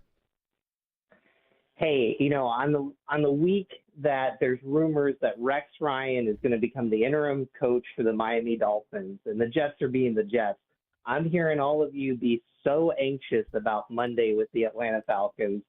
I can't believe I'm saying this, but I think it's the Bills. I'm going to say 27, Falcons 6. And so, I feel like it's going to be a big win. They've matured. And just for free, because no one cares when you're right, and I'll probably be wrong, I think the Jets get their first win this weekend in London because that's just the way the season goes. Thank you for my Larry David music. Have a great weekend. Thank you, Peter. It's Peter's walk-up music. Okay, can we go back to this? Because I just had to Google this real quick. I had not heard this. Okay, and the closest I can get to a report is Tony Pauline. Hey! Now, Tony Pauline is a draft guy. Yeah. But this is an example of, hey, I'm going to throw this out there, and then it becomes a report when it's not really a report. Here we go. Like Tony Pauline speculated that if the Dolphins move on from Mike McDaniel, that Rex Ryan could step in. Now, I'm sure Rex Ryan absolutely loves this. I'm sure ESPN, they absolutely love this. Sure. Like Rex going to Miami, would that scare anybody? Except there's nothing out there that would suggest that this is remotely true. Hey, I'm Tony Pauline. If I'm saying it, you can trust me. It's true. When was the last time, Danger? I'm asking this seriously, if anybody knows at 866-4FAN, that an interim coach came in from the outside. Jeff Saturday. Ooh. I'll see myself out. Do you remember how catastrophic that was? I wanted that to continue forever. It was awesome. It was awesomely horrible for the Colts. Yeah, Jeff Saturday. Good luck with that. If there's anything to that speculation, and Rex does indeed find himself back, especially in an interim role, oh my God.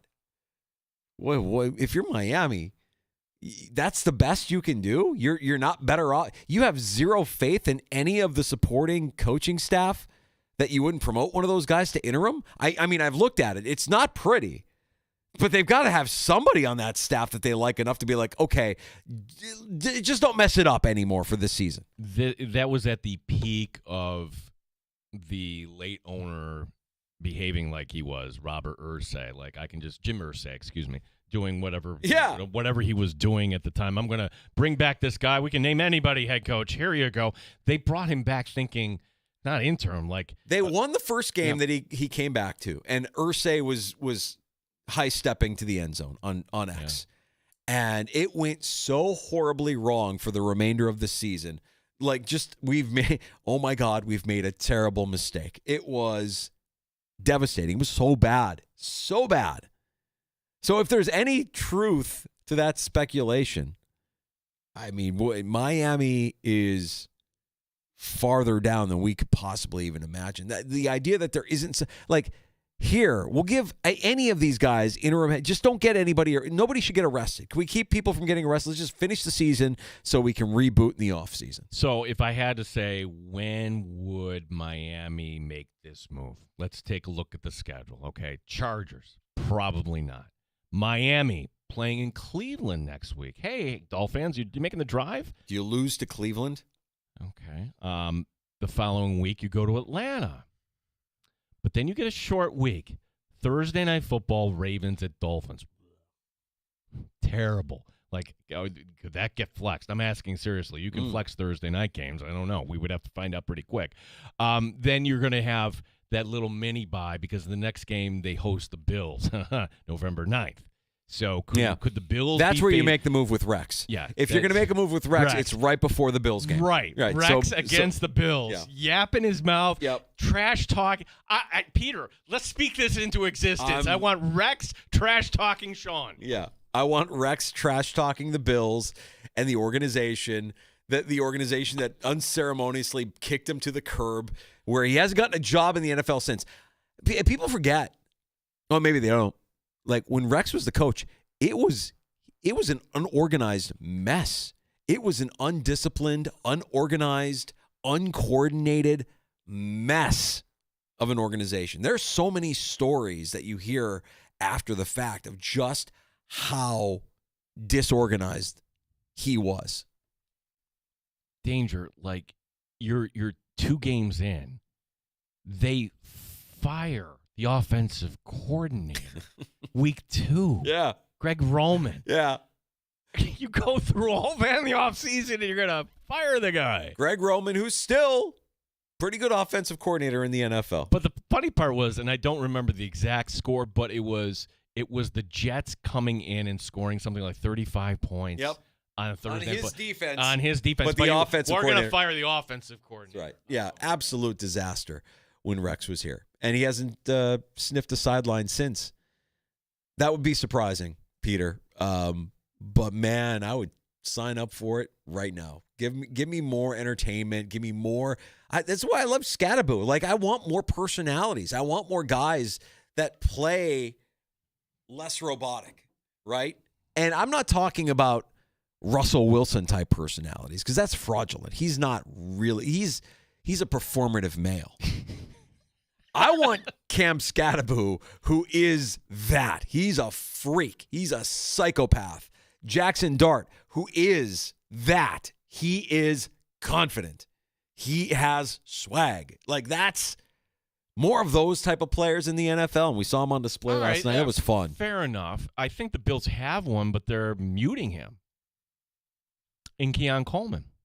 Right, because it's just not what the coach wants. Well, right. So, like, we know this for a fact. Like, Hard Knocks, why didn't you see Keon Coleman? Because the Bills have final say on the edits, and they didn't want to feature Keon Coleman. And it's funny because they'll say, as a team, oh, yeah, this is great because everybody can be themselves, and this team is this culture is great. We're all allowed to be ourselves. It's like, yeah, maybe you are allowed to be yourself, but within reason. We're not going to parade you like the personality that you are. And you're right. For all of the fanfare of Keon when he was drafted by the Bills, we fell in love with him because he said all the things that he said and he did all the things that he did.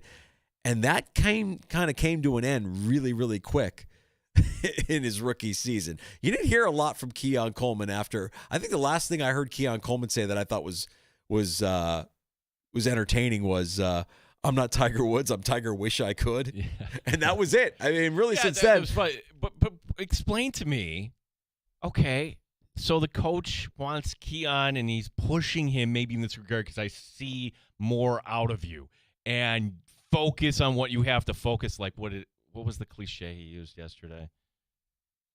Oh, he's on his details. Thank you. Mm-hmm. How does that compare then to what we saw out of Mac Hollins last year? He's dressing up, cosplay. I'm Fred Flintstone. I'm walking in barefoot. Look at me. Look at me. And we loved it. I mean, so what is the difference? Well, how could you let Mac Hollins be Mac Hollins while you're being so tough on this kid? So Keon Coleman spoke today, and it's 4 minutes if you want to stick with this. It's Keon Coleman on being disciplined, and we can maybe learn a little bit from this. All right, fair enough. Let's check out what Keon Coleman had to say. What was the reaction when Sean told you weren't going to play the first series against New England on Sunday night there? I mean, it wasn't really no reaction. It was expected. We communicated that, so understandable. Can you talk about what went into why that happened? We keep that in-house, but, like he said, disciplinary reasons, just got to be more accountable. How do you respond? How do you respond to that and move forward? Just being what I'm supposed to be, doing what I'm supposed to do, and showing that level of maturity. Keon, you've been everybody's praised the growth that you've made from last year to this year. Do you feel like you've made that growth and you're on the right track, and those things won't happen again? Yeah, for sure. Things happen.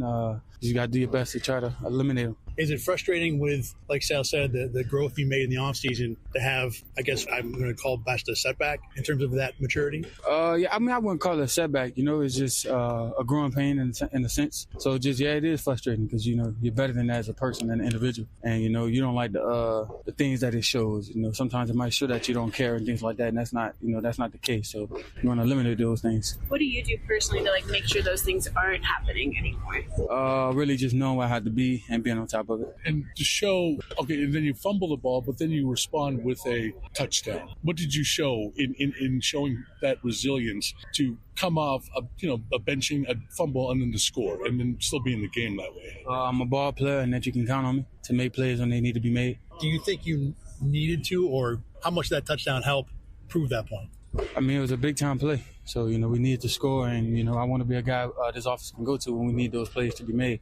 So, I guess it showed a good bit, but I know a lot of that won't matter if you're not doing the things you're supposed to do on a flip side of that, you know what I'm saying? Turnovers were an issue overall in this past game. What do you guys do as an offense to try and minimize those? Ball security, honing in on the details, and being more disciplined. What can you do specifically, or you look back on that play, anything you could have done specifically? He made a nice play to punch it out, but what could you do specifically to hold on? I don't even think he really punched the ball. It's just me eyes to the tuck and protecting the house.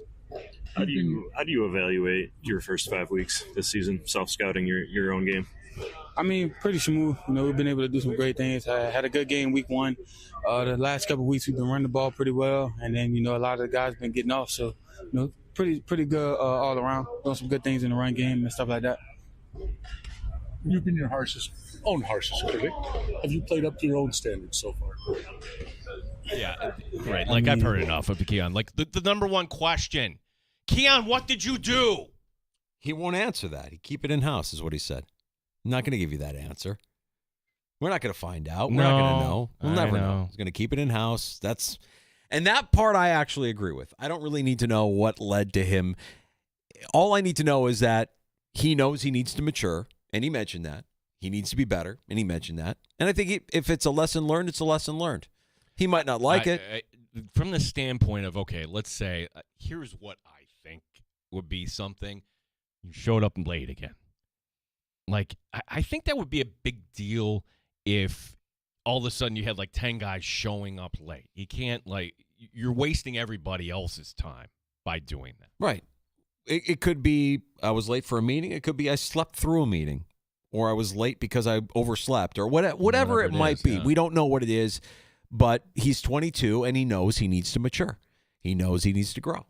And I didn't have any problem with the questions that were being asked of him, and it sounds like he's in a spot now where he's going to try and prove everybody that he can mature, that he can grow, and that he can kind of ascend into this role that we all have pegged for him, a guy that defenses are going to have to plan for. I don't know that he'll ever be what Diggs is or was when he was with the Bills, but you start popping off and having some big games for the Buffalo Bills and become Josh Allen's primary target, yeah, teams are going to notice that. Well, I view the team actually like the Patriots, or maybe say Kansas City, because they have one good corner.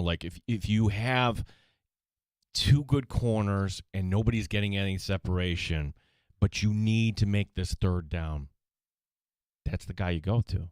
That's the guy who should outmuscle the corner. That's the guy who should draw the PI. That's his role on this team. And the Bills did that on a third down against the Patriots. Right. They've also leaned on Shakir quite a bit. Probably the best separator they have, right? Like, he seems to be the guy that always finds a soft spot for Josh to hit. And unfortunately, on Sunday night, that spot that he picked was right into double coverage. There is another mystery on this offense, too, and it sounds like we're nitpicking. Heck, you score 30 points or more in the first 4 games, and you get to 20 and you lose in week 5. It's not a bad offense. It's certainly one of the best in franchise history, but we see more. Game 1, Josh Palmer gets 9 targets, has a huge catch on the game-winning drive, just a great out pattern that's deep down the field. Like, wow, that's the chemistry. Do you know since then, 4 games combined, the same number of targets. Combined in 4 games, 9. Yeah, he's been what? Why? A bit invisible. 9 times. Yeah, we'll see. Monday night, Bills, Falcons. Pregame starts at 3 o'clock Monday afternoon here on the Fan Rochester. Happy hour is next. We have all kinds of time for your calls at 585-866-4FAN. Lots to react to from last night. Lots to look forward to this weekend, including the Amherst getting their season underway tonight. Their 70th season underway tonight, starting at 7 o'clock here on the Fan Rochester, live from Blue Cross Arena with Toronto coming to town and Don Stevens in what will be his final opening night for the Rochester Mariners. Calling a game here on the Fan Rochester. That's coming up as well. Stay in the sports bar. Danger and Battaglia with more next on the Fan.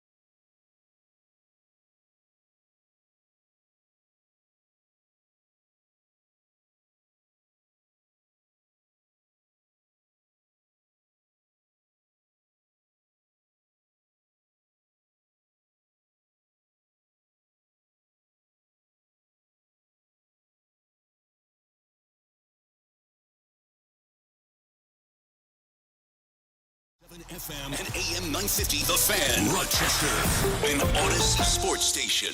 The Fan, Rochester, sports update. Hockey night tonight in the Flower City. It begins for the Rochester Americans. Blue Cross Arena tonight. Toronto, the opponent. One last home opener for Don Stevens tonight, as this will be his last year as the voice of the Amherst. We'll have the call tonight, 7 o'clock, Don and Andrew Mossbrooks. RIT also opening the season tonight. The Tigers taking on Sacred Heart at the Policini. Practice day for the Buffalo Bills. Josh Palmer talking about that Falcons team. Just scouting them as a whole. You know, they have good pass rushers. They have some athletic DBs and some athletic safeties. They play a zone defense, so it's just finding their holes, trying to pick them apart. At the end of the day, we're just going to do what we do. One game in baseball tonight, a deciding Game 5 between the Tigers and Mariners. The winner to face the Jays in the ALCS. Game 5 between the Cubs and Brewers is tomorrow night. Gene Battaglia, the sports leader, The Fan, Rochester.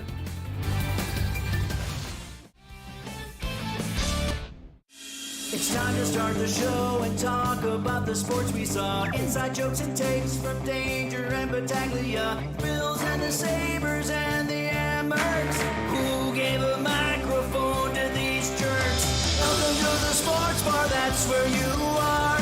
Welcome to the sports bar, that's where you are.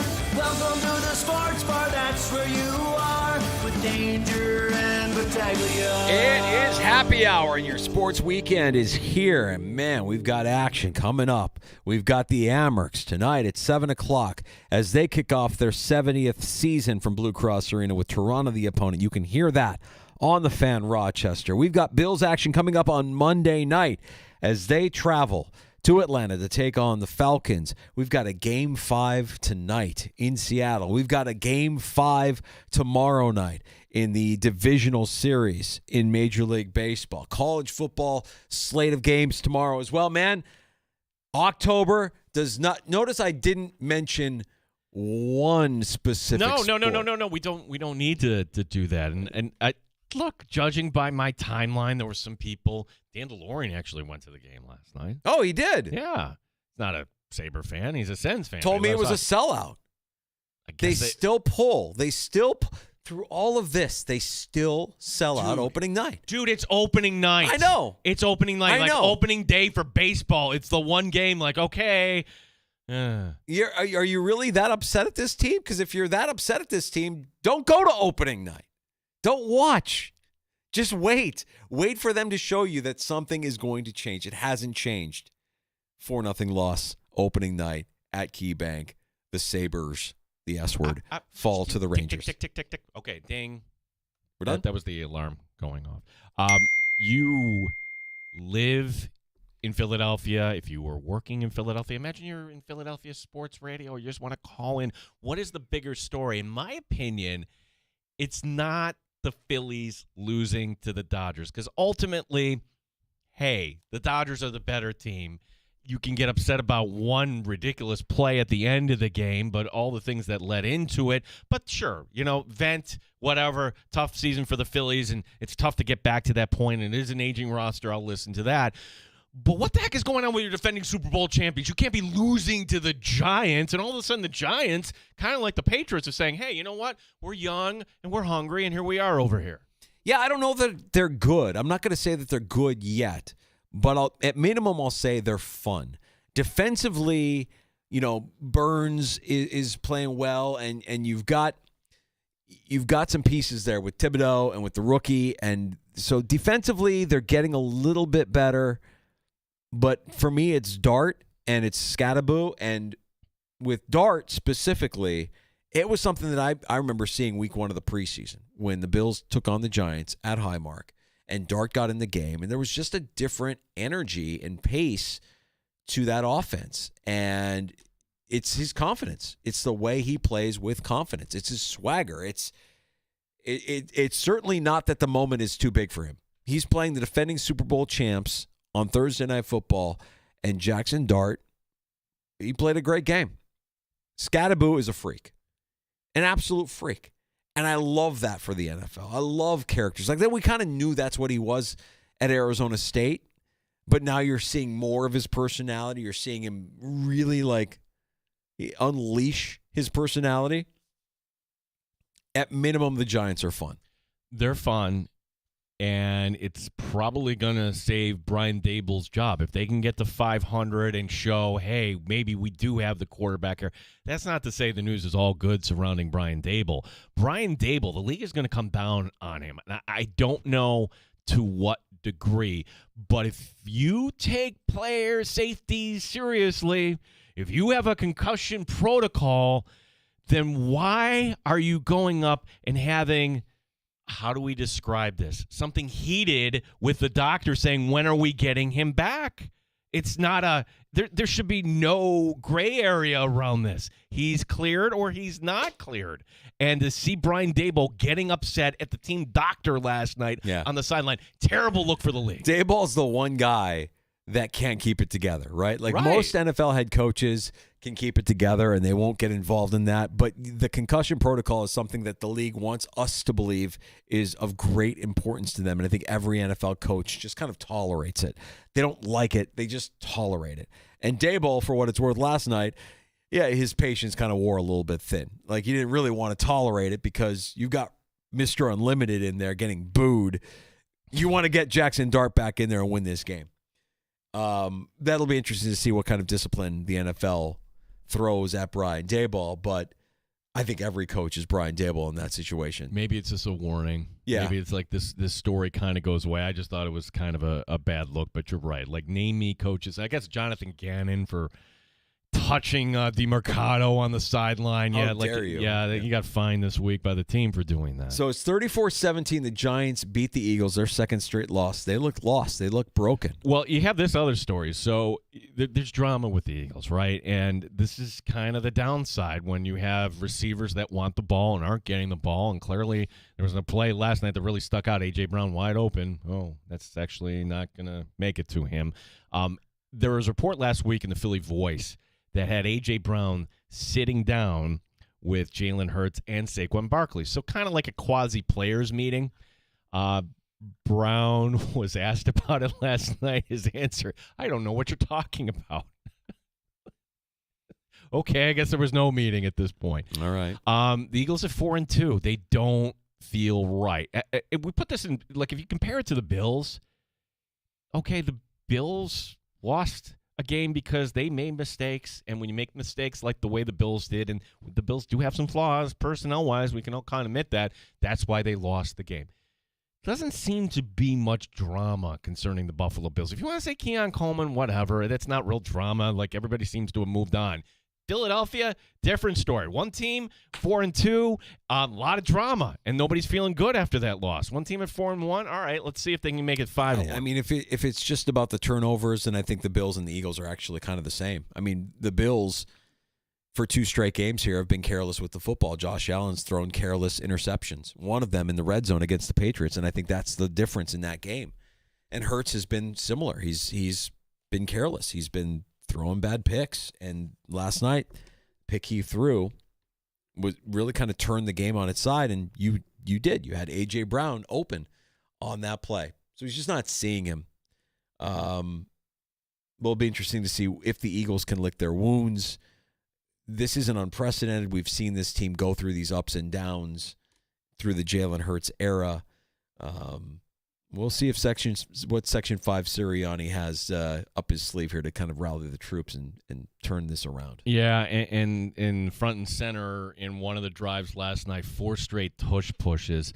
Micah Parsons was one who just, retweeted one of the videos and just, this is not football, trash emoji. Yeah, I'm kind of done with it. I get it. Aesthetically, it's not good. I'm with that. I get it. And for everybody that's, you don't like it, stop it. I like what Bart said. Bart Winkler, who joined us in the 3 o'clock hour, said, in the NFC Championship game, that's all the Commanders were trying to do was stop the tush push. They were trying to time it out to a point where they could stop it, and they couldn't. Instead, you had, 4 consecutive offsides penalties, and that was the thing I think that the NFL saw and said, this isn't good for the product. We need to get rid of this play. And the Eagles are really now the only team that actually runs this play anymore. The Eagles basically just sticking their nose up at the rest of the league saying, we do it, nobody else needs to do it, we'll be the ones that'll do it. Well, do you remember at the owners' meetings, it had one foot out the door. And then the owner, Lurie, gets up in front and he is giving a speech, and he is very okay, and everybody's like, all right, whatever, you're the defending champs. If the Eagles aren't the defending champs once again, then guess what? No excuse. Let's make the product better. A couple of other notes from around the NFL, and we finally, I know this is the thing that everybody around the league has been wondering and waiting for this resolution to come down. We know now, today, it will be Shedeur Sanders as the Browns' backup quarterback. Gene just took a giant, deep sigh of relief. I am so happy. All right, let's play this out, Danger. How long is the leash for Dylan Gabriel?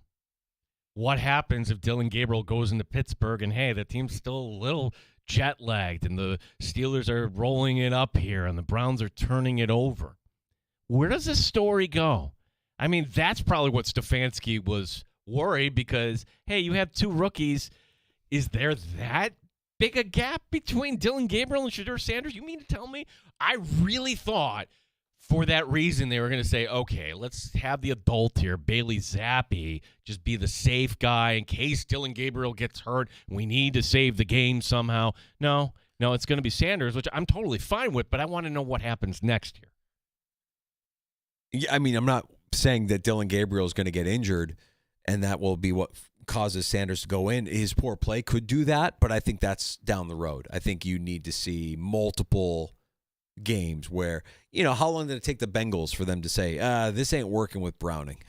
It took them 3 games, right? Well, 3 games, and then, okay, you faced the Packers earlier this season. Great. Okay, you don't need to know our playbook. Just a couple patterns. Flacco starting this week. That's crazy for Cincinnati. Kyler Murray looks like he'll be good to go. He practiced today. Lamar Jackson will not go to go. You still bitter? I'm going to hold that bitterness forever. Yeah, I don't blame you. He's kind of a runt out there. Lamar Jackson, however, was out of practice today, and it will be Cooper Rush again getting the start for the Ravens this weekend. Ugh. I know. But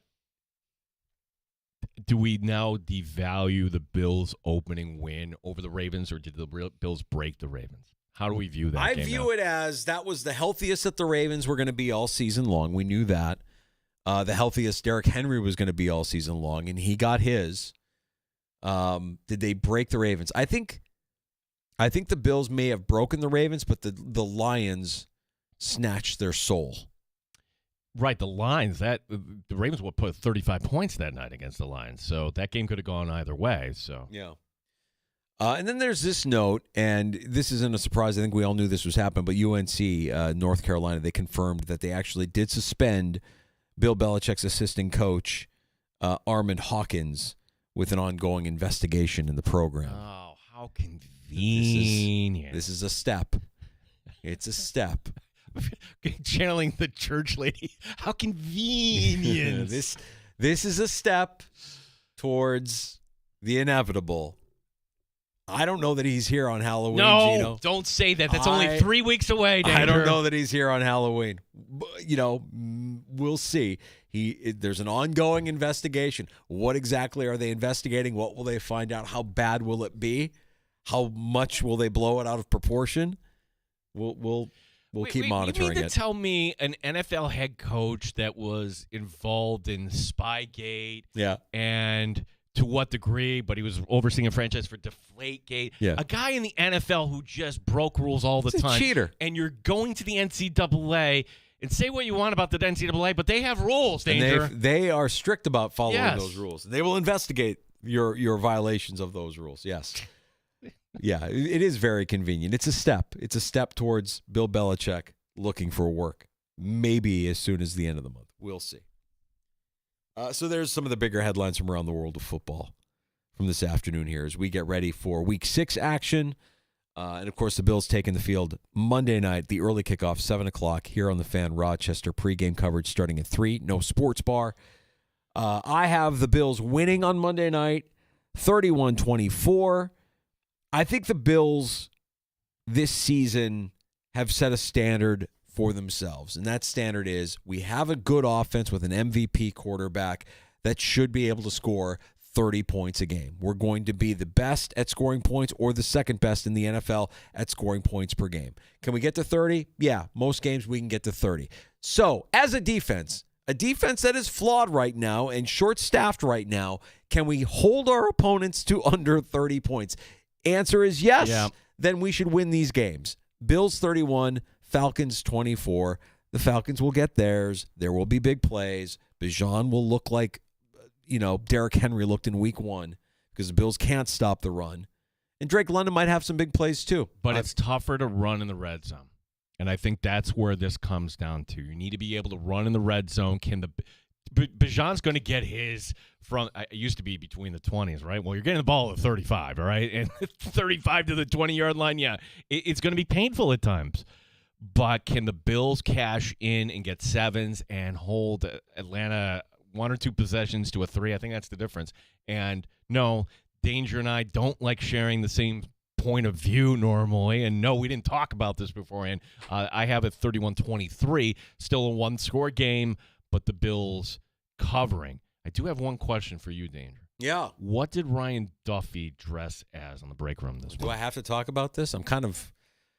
I didn't know. I'm kind of emotionally scarred by this. This is 2 weeks in a row now where I'm questioning everything I've done with my life professionally. So last week, Ryan, and I purposely did not look this up because I'm sure it's on social. Ryan dressed as a lobster. And it was one of those inflatable costumes. Yeah, and Tommy's giant doing things red with a lobster. lobster. And like, no. This week, he showed up in a full penguin costume. And we're all looking at him like, I mean, grown man in a penguin costume, you could imagine, again, I'm questioning everything that I've done with my professional career up to this point. What gives? Why a penguin? He's like, a penguin. I'm an Atlanta Falcon. I'm the Atlanta Falcons. And he sounded like a Teamsters boss. Dressed in a penguin suit, saying he was an Atlanta Falcon. And you couldn't convince him otherwise. It's just ridiculous at this point. What are we doing? What are we doing? What are we doing?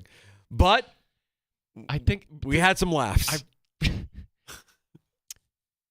Some people, that's their thing, the dress up in costume like that. Yeah, I don't know that Ryan's necessarily into cosplay. I think he's really committed to the bit. No, I'm beginning to question that too. He's really committed to the bit. No, because we discussed it beforehand. I'm like, we kind of huddled. We're like, what's he going to dress up as? This is Atlanta. I mean, the things that come to mind when you think about what he could dress up as are the kind of things that would make you never be able to speak into a microphone ever again. Yeah, you don't want to get canceled or anything. That's right. Yeah, so what are we going to do? And he shows up. He's even wearing the yellow feet. The penguin. You can't even see the feet on the YouTube stream, but he's wearing the full costume. See, I mean, it still is. There are things you can make fun of still in society. Like every time, like on MLB Network, they show the Meineke commercial. I'm like, oh, great, we're still making fun of the Germans. Great on that. Likewise, you should still make fun of the South. I think that's an easy one, like yeehaw or something like that. You could have definitely done. I thought for sure. Or is that going to get me in trouble even for bringing that up? Well, I guess that would have been the play, right? If he dressed up like that's too easy, like a Duke boy, or yeah. And I don't think anybody wants to see Ryan Duffy dressing up as Daisy Duke. You dress up as Boss Hogg, maybe. Oh, Boss Hogg, Boss maybe. Hogg in all white, yeah. Sure. Yeah, hindsight. But he went with the penguin and played it off as an Atlanta Falcon. And he didn't have a Southern accent. He had like a Jersey accent. I'm an Atlanta Falcon. What do you want? Caw! I'm an Atlanta Falcon. My childhood, I remember going over to my grandparents' house on Saturday night, and Hee Haw would be on. Having to watch Hee Haw. I remember Hee Haw. Hee Haw was always on at the lake cabin. We would always watch Hee Haw on the weekends at the lake cabin. Yeah. Hee Haw, Dukes of Hazzard. Those were staples of your youth. And that, you're right. Southern culture was on display. They mainstreamed Southern culture. And I think that goes in waves too, by the way. Like there's probably another wave of Southern culture coming our way soon where, NASCAR will gain popularity, or I don't know. Not sure exactly what it'll be. Yeah. Well, Carolina. Yeah. That's an even tougher assignment for Ryan in 2 weeks. Yeah. Oh, yeah. Yeah. Unless he wants to just show up and give everybody the bird, or spill drinks on everybody in the room like the owner. I'm an Atlanta Falcon. Yeah. So that was this morning, and we gave our predictions. And, yeah, I think the Bills win. I think the Bills cover. I don't think it's a blowout, but let's all enjoy a 5-1 Buffalo Bills team when we return on Tuesday afternoon at 3 o'clock. That's right. 7:15 kickoff. So, hey, that's great. You can get to bed at a normal hour for the Buffalo Bills on Monday night. Another win for East Coast dads. But by doing so, the Bills Network picks up at 3 o'clock. That's why we're preempted. There will also be Sabres hockey, so we're going to be back here on Tuesday. Let's get to a round of shots next as happy hour continues in the sports bar. Yeah, baseball, again, fantastic. We'll set you up for this weekend. A loss in Chicago. We'll tell you about that. Loss if you're a Red Sox fan as well. The Sox losing one of their greats from yesteryear. We will give you 60 seconds. That might be too much on what happened last night. But, wait a second. Look who showed up in Buffalo last night, Mike Danger. Yes. I'm here to give you my thoughts here, because if I'm here on opening night, maybe something's wrong with the Sabres. Oh, no. I sound more like Mike from Rosowski from that Disney product. No, Roz. You sound like Roz from Monsters. Oh, that's it. Yeah. Wazowski, you didn't do your paperwork. Commissioner in Western New York. Really? On opening night. Really? That's not good. Okay. We'll get to that and more next. Nashville, you have been awesome. Music City is clearly a hockey city. How about congratulating your Predators and the Penguins on a great Stanley Cup final? Okay. We reached our quota for Penguin conversations. That's it. In happy hour. We got a round of shots next on the Fan Rochester. Stand by.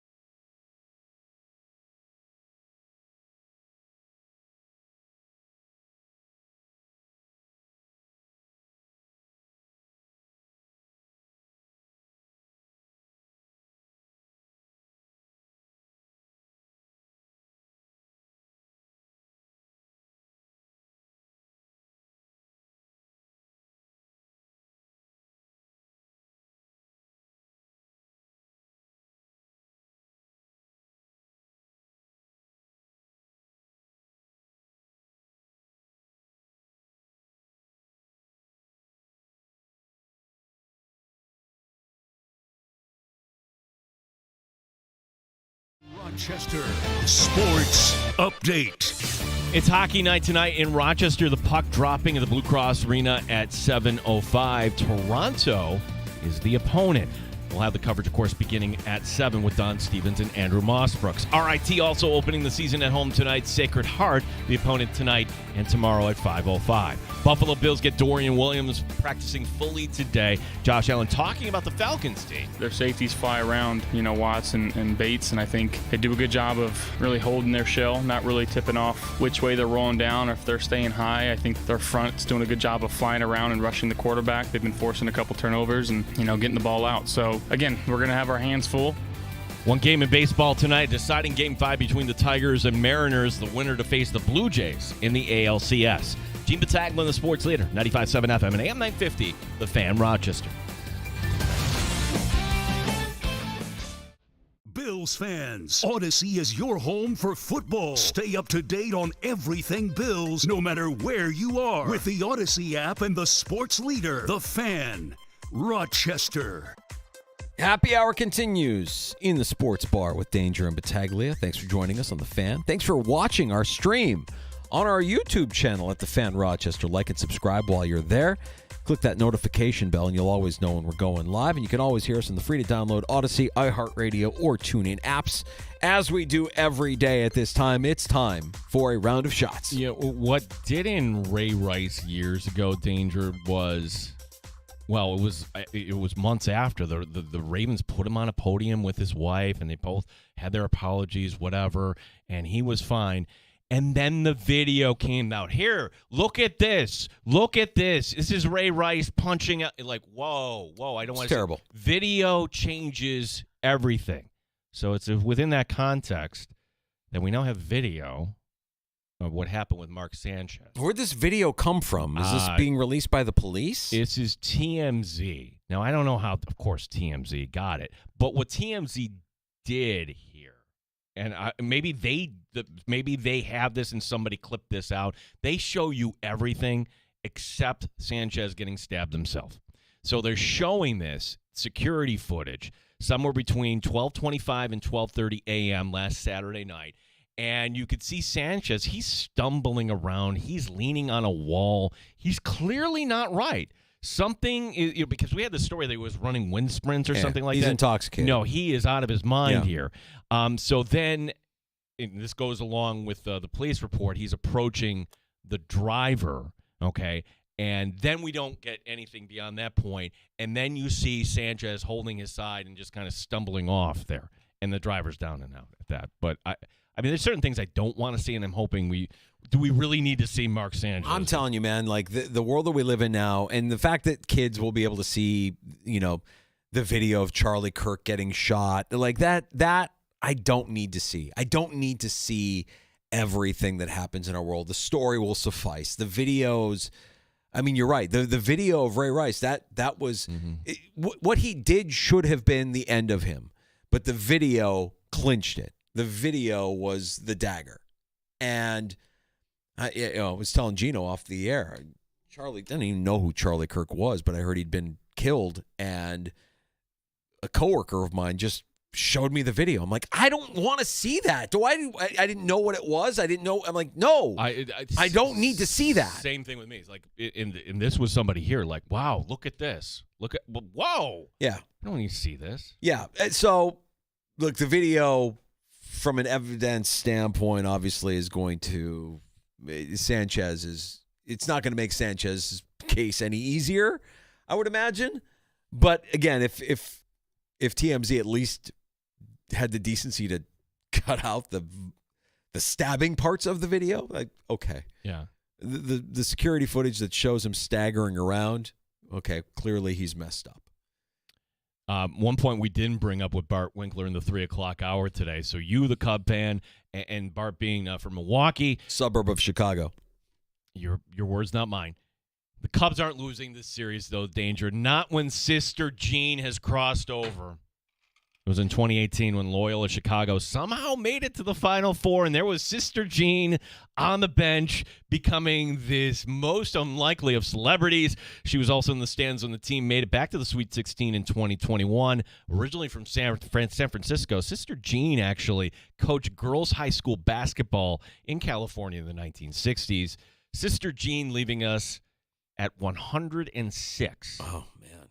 No, I love everything you're saying. I don't know that she had an affiliation at all with the Cubs. I mean, she's just kind of like a Chicago celebrity because of that run. Didn't she throw out the first pitch, I want to say? Was it this year that she threw out the first pitch? Yeah, maybe. No, not this year, but like at some point. Well, look, first of all, 106 is an unbelievable run, and I'm sure her impact will be felt for years to come. My question to you, Gino, and I don't know if this was something you grew up with, but I know I grew up with. Did you have any nuns, any sisters in your life growing up?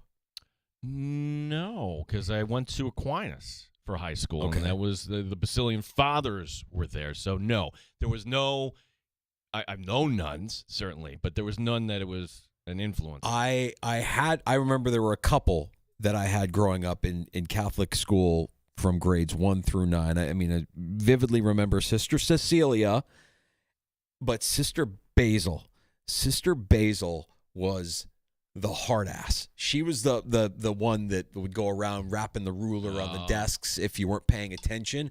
And I'll say this, the life that they lead, whether you're Sister Jean or Sister Carlene, who is at Our Lady of Mercy, where my daughter goes, their stories are rich and fascinating. The life that they lead and the way that they are constantly selfless. It's admirable. It's special, and she will be missed. I'm sure her impact, like I said, her impact on that community will be felt for years to come. So the Cubs, it was on her 104th birthday. Wow. She threw out the first pitch at Wrigley. That's good. Yeah, so the Cubs kind of honored her. Look, you're not losing this game. Can't lose. Can't lose now.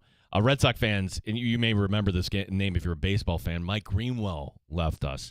The outfielder was a two-time All-Star, finished second in the All-Star voting, in the MVP voting in 1988, passed at Boston General, so he lived there after his time with the Sox, thyroid cancer. Hey. Greenwell, 63. Now when I hear thyroid cancer, my ears perk up and never did before. I did genetic testing. Have you ever done genetic? Do you know about this? Tell me about that, yeah. And they found that in my genes, I have a mutated gene that carries a slightly above greater risk for thyroid cancer. So now I'm like, okay, well, what do I do? How can I prevent that? And I guess, the answer to that is go to the doctor more frequently, get tested more frequently. If you can get ahead of it, obviously you have a better chance with any kind of cancer. So, but didn't even really think about thyroid cancer. It wasn't ever a thing until you brought it up here, and now it's something that my ears just perk up whenever I hear thyroid cancer. That's just kind of the key, right? Go to the doctor once a year and get your blood work done. That's right. A couple decent games tomorrow at noon to kick off your college football Saturday. The Fox game has number 1 Ohio State and number 17 Illinois. ABC has number 8 Alabama taking on another team from the SEC at this point that is undefeated, number 14 Missouri. The game to watch in the late afternoon window on CBS, number 7 Indiana at number 3 Oregon. Also at 3:30, the Red River Rivalry, number 5 Oklahoma, make it number 6 Oklahoma against unranked Texas at the Cotton Bowl. That's going to be followed up on the network by number 10 Georgia at Auburn. The primetime game on NBC. There's a lot of action tomorrow. Okay. I like that. That Oregon-Indiana game is that's marquee. I also think, I know Oklahoma is ranked number 6, but that just feels like the game that Texas wakes up, surprises Oklahoma, or they catch Oklahoma sleeping. I'm trolling right now. Yeah. Trolling a certain segment of the audience right now by saying I think Texas wins that game. Syracuse is off tomorrow. Thank God. You could say they've been off for a while. New York Ranger goalie Igor Shesterkin made 37 saves. Most of them, let's be honest, weren't that difficult. Not a lot of pressure, and a 4-0 Buffalo loss. And there's injuries. Center Josh Norris leaving the game in the third period, didn't return, probably not heading to Boston. We had Zach Benson, who spent the night in the hospital, actually. Took a skate to the face. This was in practice. So we're off and running with Sabres hockey, who play in Boston on Saturday night. We'll have that right after Amherst hockey tomorrow. The Amherst with the back-to-back to home and home. That's a 4 o'clock puck drop in Toronto. I just thought Paul Hamilton, before the game last night, Owen Power's not warming up. He won't play. I'm like, this is game one. And we're off. This is bad already. It is already bad. They are a clown show. Well, am I reading too much into this, Danger? Like, the problem market for the NHL for years, you could say decades, it was Arizona. They never knew what to do. Not that the fans are bad down there, but they could never really get the owner and the arena and everything all lined up. And maybe they'll have another time down there. And I'm sure there's other problem markets. But what does it say that the commissioner was in your town on night number 1? This is not a marquee matchup, Rangers at Buffalo, but there was Gary Bettman. And the commissioner, ready to defend Sabres owner Terry Pegula. Here's the quote. There's no doubt in my mind that Terry Pegula is dedicated to hockey, committed to Buffalo. I assure you, he's not any happier than any fan about the fact that he'd like to see the team perform better than it has. So I know he's committed to doing it. Were fans committed enough to boo that man unmercifully?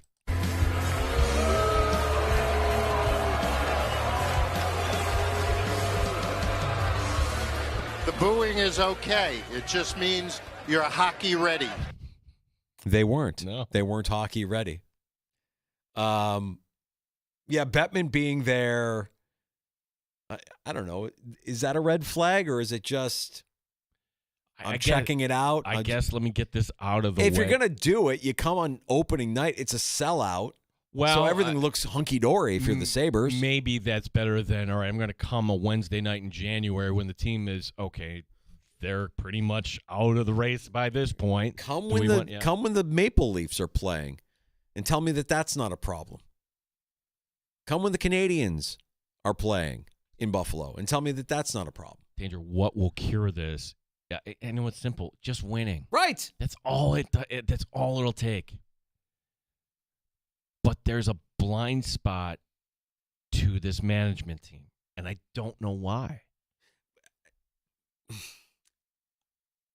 I'm not giving them a pass, but there has to be somebody who can change the culture in that locker room. You've tried coaches, you've tried different players, you've had veterans, you've had guys that have won cups, you've had guys that are young. You've tried all these different things, and you've yet to find that guy that can unify this team, that guy that can build the culture. The Bills have it. Josh Allen is that guy. It took them a little bit. You had Josh and Stephon Diggs, and they realized Stephon Diggs, bad for culture. We got to get him out of here. This is Josh's team, clearly.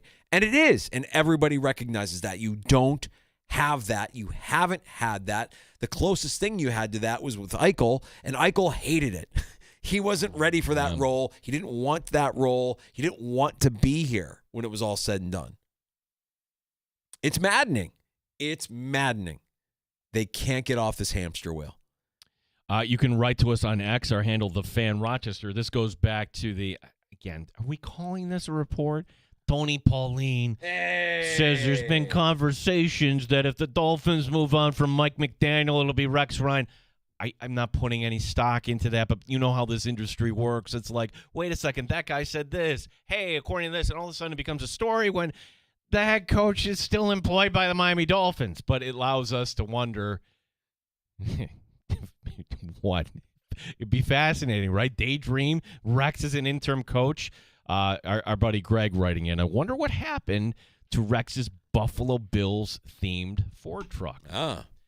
I remember we were on the air one day, and before Elena Getzenberg, Mike Rodak was the Bills reporter. We would have Mike on every Wednesday, and he's in the middle. We're asking him some question about that games week. Now think about this. It's 4 o'clock in the afternoon, and an NFL head coach is goofing on Mike Rodak, driving in a circle around his car. Yeah. Where Mike is like, okay, as I'm talking to you, Rex Ryan is doing circles around my car. I remember that. Yeah. Weird. So weird. I have the Dolphins coaching staff pulled up. Okay. I'm going to give you some names and their position, and you tell me, are they Is Darrell Bevell ready to be an interim head coach? Yes. He's your quarterback's coach and your passing game coordinator. Okay, let's check out Darrell Bevell. I want to say has he had head coaching experience anywhere? Offensive coordinator. Danger, who knew? He was the Jaguars' interim head coach in 2021. Okay. There's our candidate right there. Darrell Bevell. Wait a second, 2021. Ha!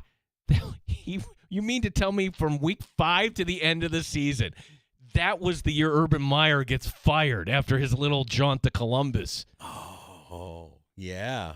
Was it 2021? That was it. Because Urban came in after Marone? Urban came in after Marone. Marone, the year 2020. No. See, I don't know if that lines up. Yeah. I'm trying to think of when Bevell. I know he's been around. The other names that are on here that I recognize, John Embry, who's the assistant head coach and tight ends coach. Bobby Slowick, who's the senior passing game coordinator. Oh, he's got Bills ties too, right, Bobby? No, he does not. I'm sorry. Yeah. Are any of these guys willing to step up if something happens to Mike McDaniel? Of course. You want this on your resume. You're probably getting a little pay bump. You want to just show that you're going to, hey, at least it led to a next coordinator position for Jeff Ulbrich. Hey, I think this guy used to be with the Bills, Eric Studesville. Yeah, he was a running back coach. Yeah. He's the associate head coach and the running back coach right now in Miami. Okay, maybe it's him. Okay. Good luck, Dolphins. And I'm not buying into Rex. I mean, that would be the biggest disaster since Jeff Saturday. Why would you do that to your franchise? The last time, hey, interim coach. That was the whole thing. They couldn't name him the head coach because you had to go through the Rooney Rule and you got a game. All right, we're going to name you the interim coach. Yeah, he never got the interim coach label taken off of him. It was like, okay, you're done being the interim. What an absolute disaster. And I remember Saturday winning the first game, and there's all this hype, and everybody's excited, and Jim Irsay is high-stepping on social media like, I'm the smartest guy in the league. Look what I did. And then everything fell apart. Everything. They were terrible the rest of the season. And I don't know. I mean, Saturday got his gig back at ESPN, I want to say. I think he's still an analyst on ESPN, but we just don't see or hear from him as often as he did before he was the failed interim coach in Indianapolis. So, yeah, good luck with that rumor. And let's see if it becomes more than just a rumor and if anybody picks it up and runs with it. Fun show this afternoon. DA is always awesome. Damon Amendolara of the Bill Maddock podcast, who joined us in the 4 o'clock hour to talk about the Bills and look ahead to Monday night's game in Atlanta. Also, Bart Winkler, a good sport, coming into the sports bar. Good dude. Great dude. Just airing out his grievances from Milwaukee, the biggest of Chicago's suburbs, and laying out Game 5, the NLDS tomorrow night. We have a Game 5 tonight in Seattle. Tarek Skubal on the mound for the Tigers against the Mariners. That will be a lot of fun. We'll see who the Blue Jays get in the ALCS. And if you're driving around tonight, just enjoy one last season opener from Don tonight. Yeah. Amerks Hockey coming up at 7 o'clock. You got it. The 70th season of Amerks Hockey kicks off at Blue Cross Arena tonight. The Toronto Marlies, the opponent. So enjoy the game. Enjoy your weekend. JR Sport Brief is next. Thanks for listening to the Fan Rochester. You're listening to the